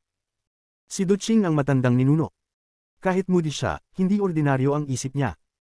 Matapos magdesisyon, inabot ni Duching ang walang laman sa kanyang harapan at lumitaw ang isang paper crane sa kanyang harapan. Inihagis niya ito at naging smoke crane. Umiyak ito at lumipad pasulong. Sinundan ito ni Duching sa malayo. Sa kakaibang kayamanan na ito mula sa Great Soul Sect, ang taong ito ay hindi makakatakas ng matagal. Isang dumadagandong na dagandong ang umalingongaw sa buong mundo ng Heavenly Bull Continent, pagkatapos ay isang higanteng vermilion bird na nababalot ng apoy ang sumugod palabas. Ang mundo naging baluktot at ang lupa ay natuyo, tila handa ng gumuho. Ang puting buhok ni Wang Lin ay lumipad habang nakatayo siya sa ulo ng vermilion bird, ang kanyang mga mata ay kumikinang ng maliwanag. Kalahating buwan na ang nakalipas mula nang lamunin niya ang pangalawang kaluluwa ng apoy sa lupa. Sa panahong ito, hindi nag-aksaya ng oras si Wang Lin. Siya ay mabilis na sumusulong. Sa tuwing makakatagpo siya ng Earth Fire Vein, sisipsip niya ang kaluluwa nito. Sa loob ng kalahating buwang ito, nilamon ni Wang Lin ang 9 na ugat ng apoy sa lupa. Sa pagsasama-sama ng dalawa mula noon, mayroon na ngayong 11 Earth Fire Dragon Souls. Ang kanyang kakanyahan ng apoy ay higit na makapangyarihan kaysa noong nakaraan sa mundo ng kuweba. Mas nadobol ang lakas nito. Ang ganitong uri ng nakakabigla na pagbabago ay tila nagpapula sa mga mata ni Wang Lin habang patuloy siyang lumalamon na parang baliw. Matagal nang nalaman ni Wang Lin ang katotohanan na may humahabol sa kanya. Kahit hindi pa niya nakikita ang humahabol sa kanya, alam na alam niya kung sino yon. Ang taong ito ay kailangang maging matandang ninuno ng Blue Dragon Sect, ang Void Tribulant Duching. Ang bagay na ito ay hindi mahirap pag-aralan. Ang maglakas loob na habulin siya at sa mahabang panahon ay nangangahulugan na ang taong iyon ay tiwala sa kanilang lakas.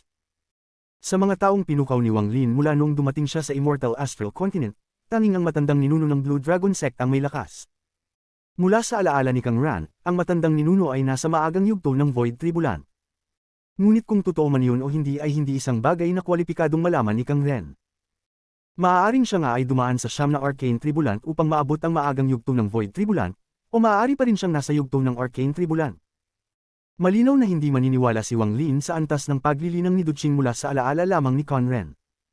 Lumiwanag ang mga mata ni Wang Lin at ang vermilion bird sa ilalim niya ay naglabas ng nakakagulat na dagandong. Ang mas maraming ugat ng apoy sa lupa na nilalamon nito, mas naging mabilis ang vermilion bird. Bagamat hindi ito maihahambing sa hari ng lamok, halos kasing bilis ito ni Wang Lin. Ang vermilion bird ay nagpakawalan ng dagandong at nawala ng walang bakas. Makalipas ang kalahating araw, sumara ang sinag ng liwanag at lumitaw si Duching. Siya ay humabol sa loob ng kalahating buwan, papalapit ng papalapit kay Wang Lin, ngunit ang kanyang kalooban ay nagiging mas malungkot. Sa loob ng kalahating buwang ito, nakakita siya ng 9 na lantang ugat ng apoy. Ang pakiramdam ng kawalang paniwala ay lumakas, at ito ay labis na nabigla sa kanya. Maging ang kanyang unang pag-iisip ay nagsimulang manginig. Isa pang lugar. Damit, ilan ang lalamunan ng taong ito bago siya huminto, paano ako maglalakas loob na humabol. Tumingin si Duching sa natuyong ugat ng apoy sa ibaba at namanhid ang kanyang anit. Sa oras na maabyutin ko, hindi lang ako magiging kalaban para sa kanya, ngunit masasaktan ako sa kanya at ang aking paghahabol ay magiging isang malaking biro. Ang ganoong kaisipan ay patuloy na lumalabas sa isip ni Duching. Saglit siyang nag-alinlangan bago siya nagpakawalan ng dagandong sa langit. Itataya niya ito. Hanggang sa makita niya ang eksaktong cultivation level ng kabilang partido, ayaw niyang umatras ng ganito. Ipinahayag ko sa labas ng mundo na ako ay nasa unang yugto ng Void Tribulant, ngunit sa totoo lang, ako ay nasa ikapitong Arcane Tribulant, gayunpaman, ang aking katawan ng kahoy na apoy ay may lakas na higit pa sa mga ordinaryong cultivator. Tila nakatagpo ng tiwala si Duching sa dagandong na iyon. Mas bumilis pa ang pagsingil niya sa ilalim ng gabay ng smoke crane. Pagkaraan ng 7 araw, ang vermilion bird sa ilalim ni Wang Lin ay naging mas malaki. Tila tinakpan nito ang langit habang lumilipad. Sa huling 7 araw, naabsorb niya ang 3 kaluluwa ng Earth Fire Dragon. Ang 14 na kaluluwa ng apoy sa lupa ay naging sanhi ng pagtaas ng kapangyarihan ng apoy ni Wang Lin. Ito ay 2 beses na mas malakas kumpara noong nakaraan sa mundo ng kuweba. Sa likuran niya, dumating si Duching sa natuyong ugat ng apoy na kinaroroonan ni Wang Lin, at ang kanyang mukha ay mapatla. Ang mga araw na ito ng pagtugis ay isang uri ng pagpapahirap na hindi pa niya naranasan noon. Ang ganitong uri ng pagpapahirap ay hindi nakakaapekto sa katawan, ngunit sa isip. Nakita niya ang mga lantang lupa na nagniningas na mga ugat ng sunod-sunod. Sapat na ang pakiramdam na ito para mabaliw siya. Mas gugustuhin niyang hindi na ituloy si Wang Lin o sirain ang kanyang sariling paglilinang habang nakikipaglaban kay Wang Lin kaysa ipagpatuloy ang pagpapahirap na ito. Makalipas ang 4 na araw, sa ibang bahagi ng Heavenly Bull Continent, dahan-daang nawala ang dagandong ng isang dragon.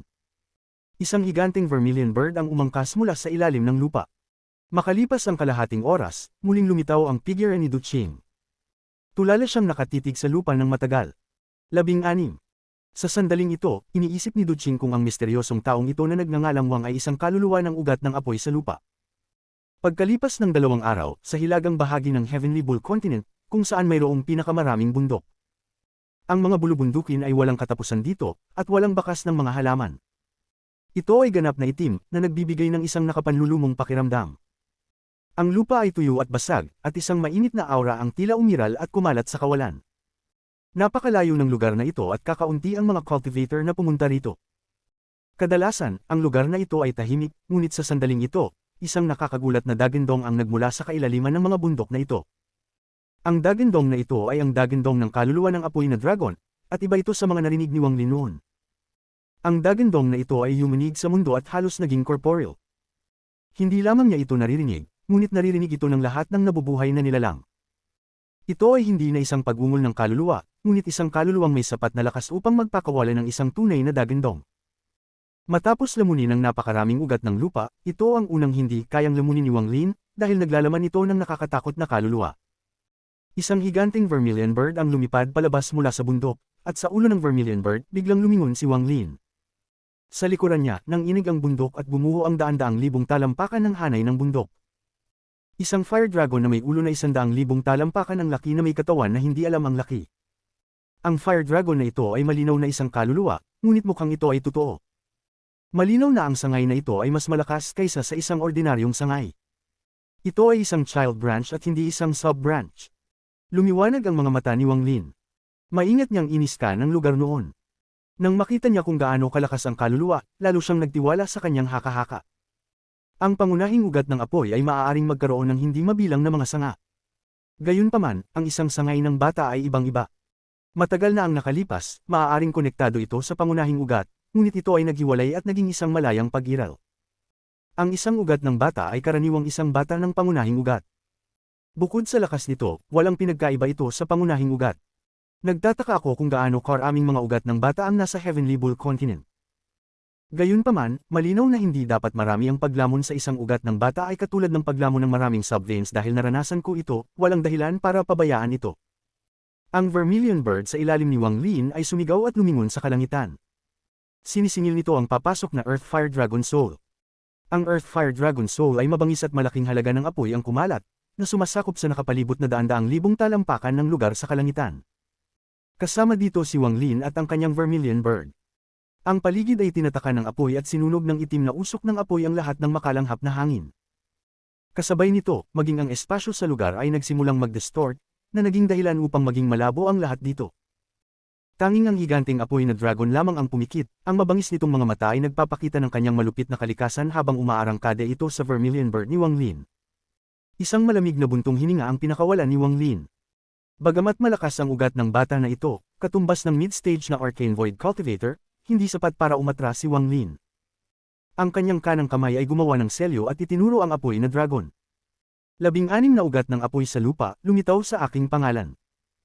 Sa sandaling umalangaw ang mga salita ni Wang Lin, 16 na fire dragon ang lumitaw sa paligid ng vermilion bird at sumugod sa papasok na fire dragon. Sa sandaling ito na isang sinag ng liwanag ang sumara mula sa malayo. Sa wakas ay naabutan na ni Du Qing. Nakita niya ang parang ulap na apoy na daan-daang talampakan ng lapad. Narinig niya ang dagandong mula sa apoy, at sa sandaling iyon, nang inig ang kanyang katawan. Lumitaw ang mga bitik sa kanyang orihinal na juvenile na katawan at siya ay naging isang lilang kahoy na lalaki. Sa sandaling siya ay naging isang kahoy na tao, kumalat ang apoy mula sa kanyang katawan at pinalibutan siya, ngunit hindi nito napinsala ang kahoy. May fire essence din si Du Qing. Ang dahilan kung bakit lumitaw ang asensya ng apoy sa sarili nitong dahil ang dagandong na iyon ay kumakatawan sa apoy ng Heavenly Bull Sect. At si Duching ay isang Fire Essence Cultivator na kinikilala ng Heavenly Bull Continent. Kung ito ay isang ordinaryong ugat, wala itong kapangyarihang makaapekto sa asensya ng apoy ni Duching. Gayunpaman, ang ugat ng bata na ito ay hindi naiiba sa pangunahing ugat, kaya maaari itong makamit ang gayong epekto. Nagbago ang ekspresyon ni Duching. Dama po ang kanyang tingin sa ulap ng apoy sa di kalayuan. Nakikita niya ang kakaibang eksena ng 16 na Fire Dragon at isang Vermilion Bird na nilalamon ng isang Fire Dragon na nakatago sa loob ng apoy. Mayroon ding isang taong may puting buhok na nakatayo sa ulo ng Vermilion Bird. Ang kanyang puting damit ay kitang-kita sa apoy. Bagamat nakita lang ni Duching ang likod, nag-ilusyon siya na tumitingin siya sa isang bundok. Siya yun. Nagliwanag ang mga mata ni Duching.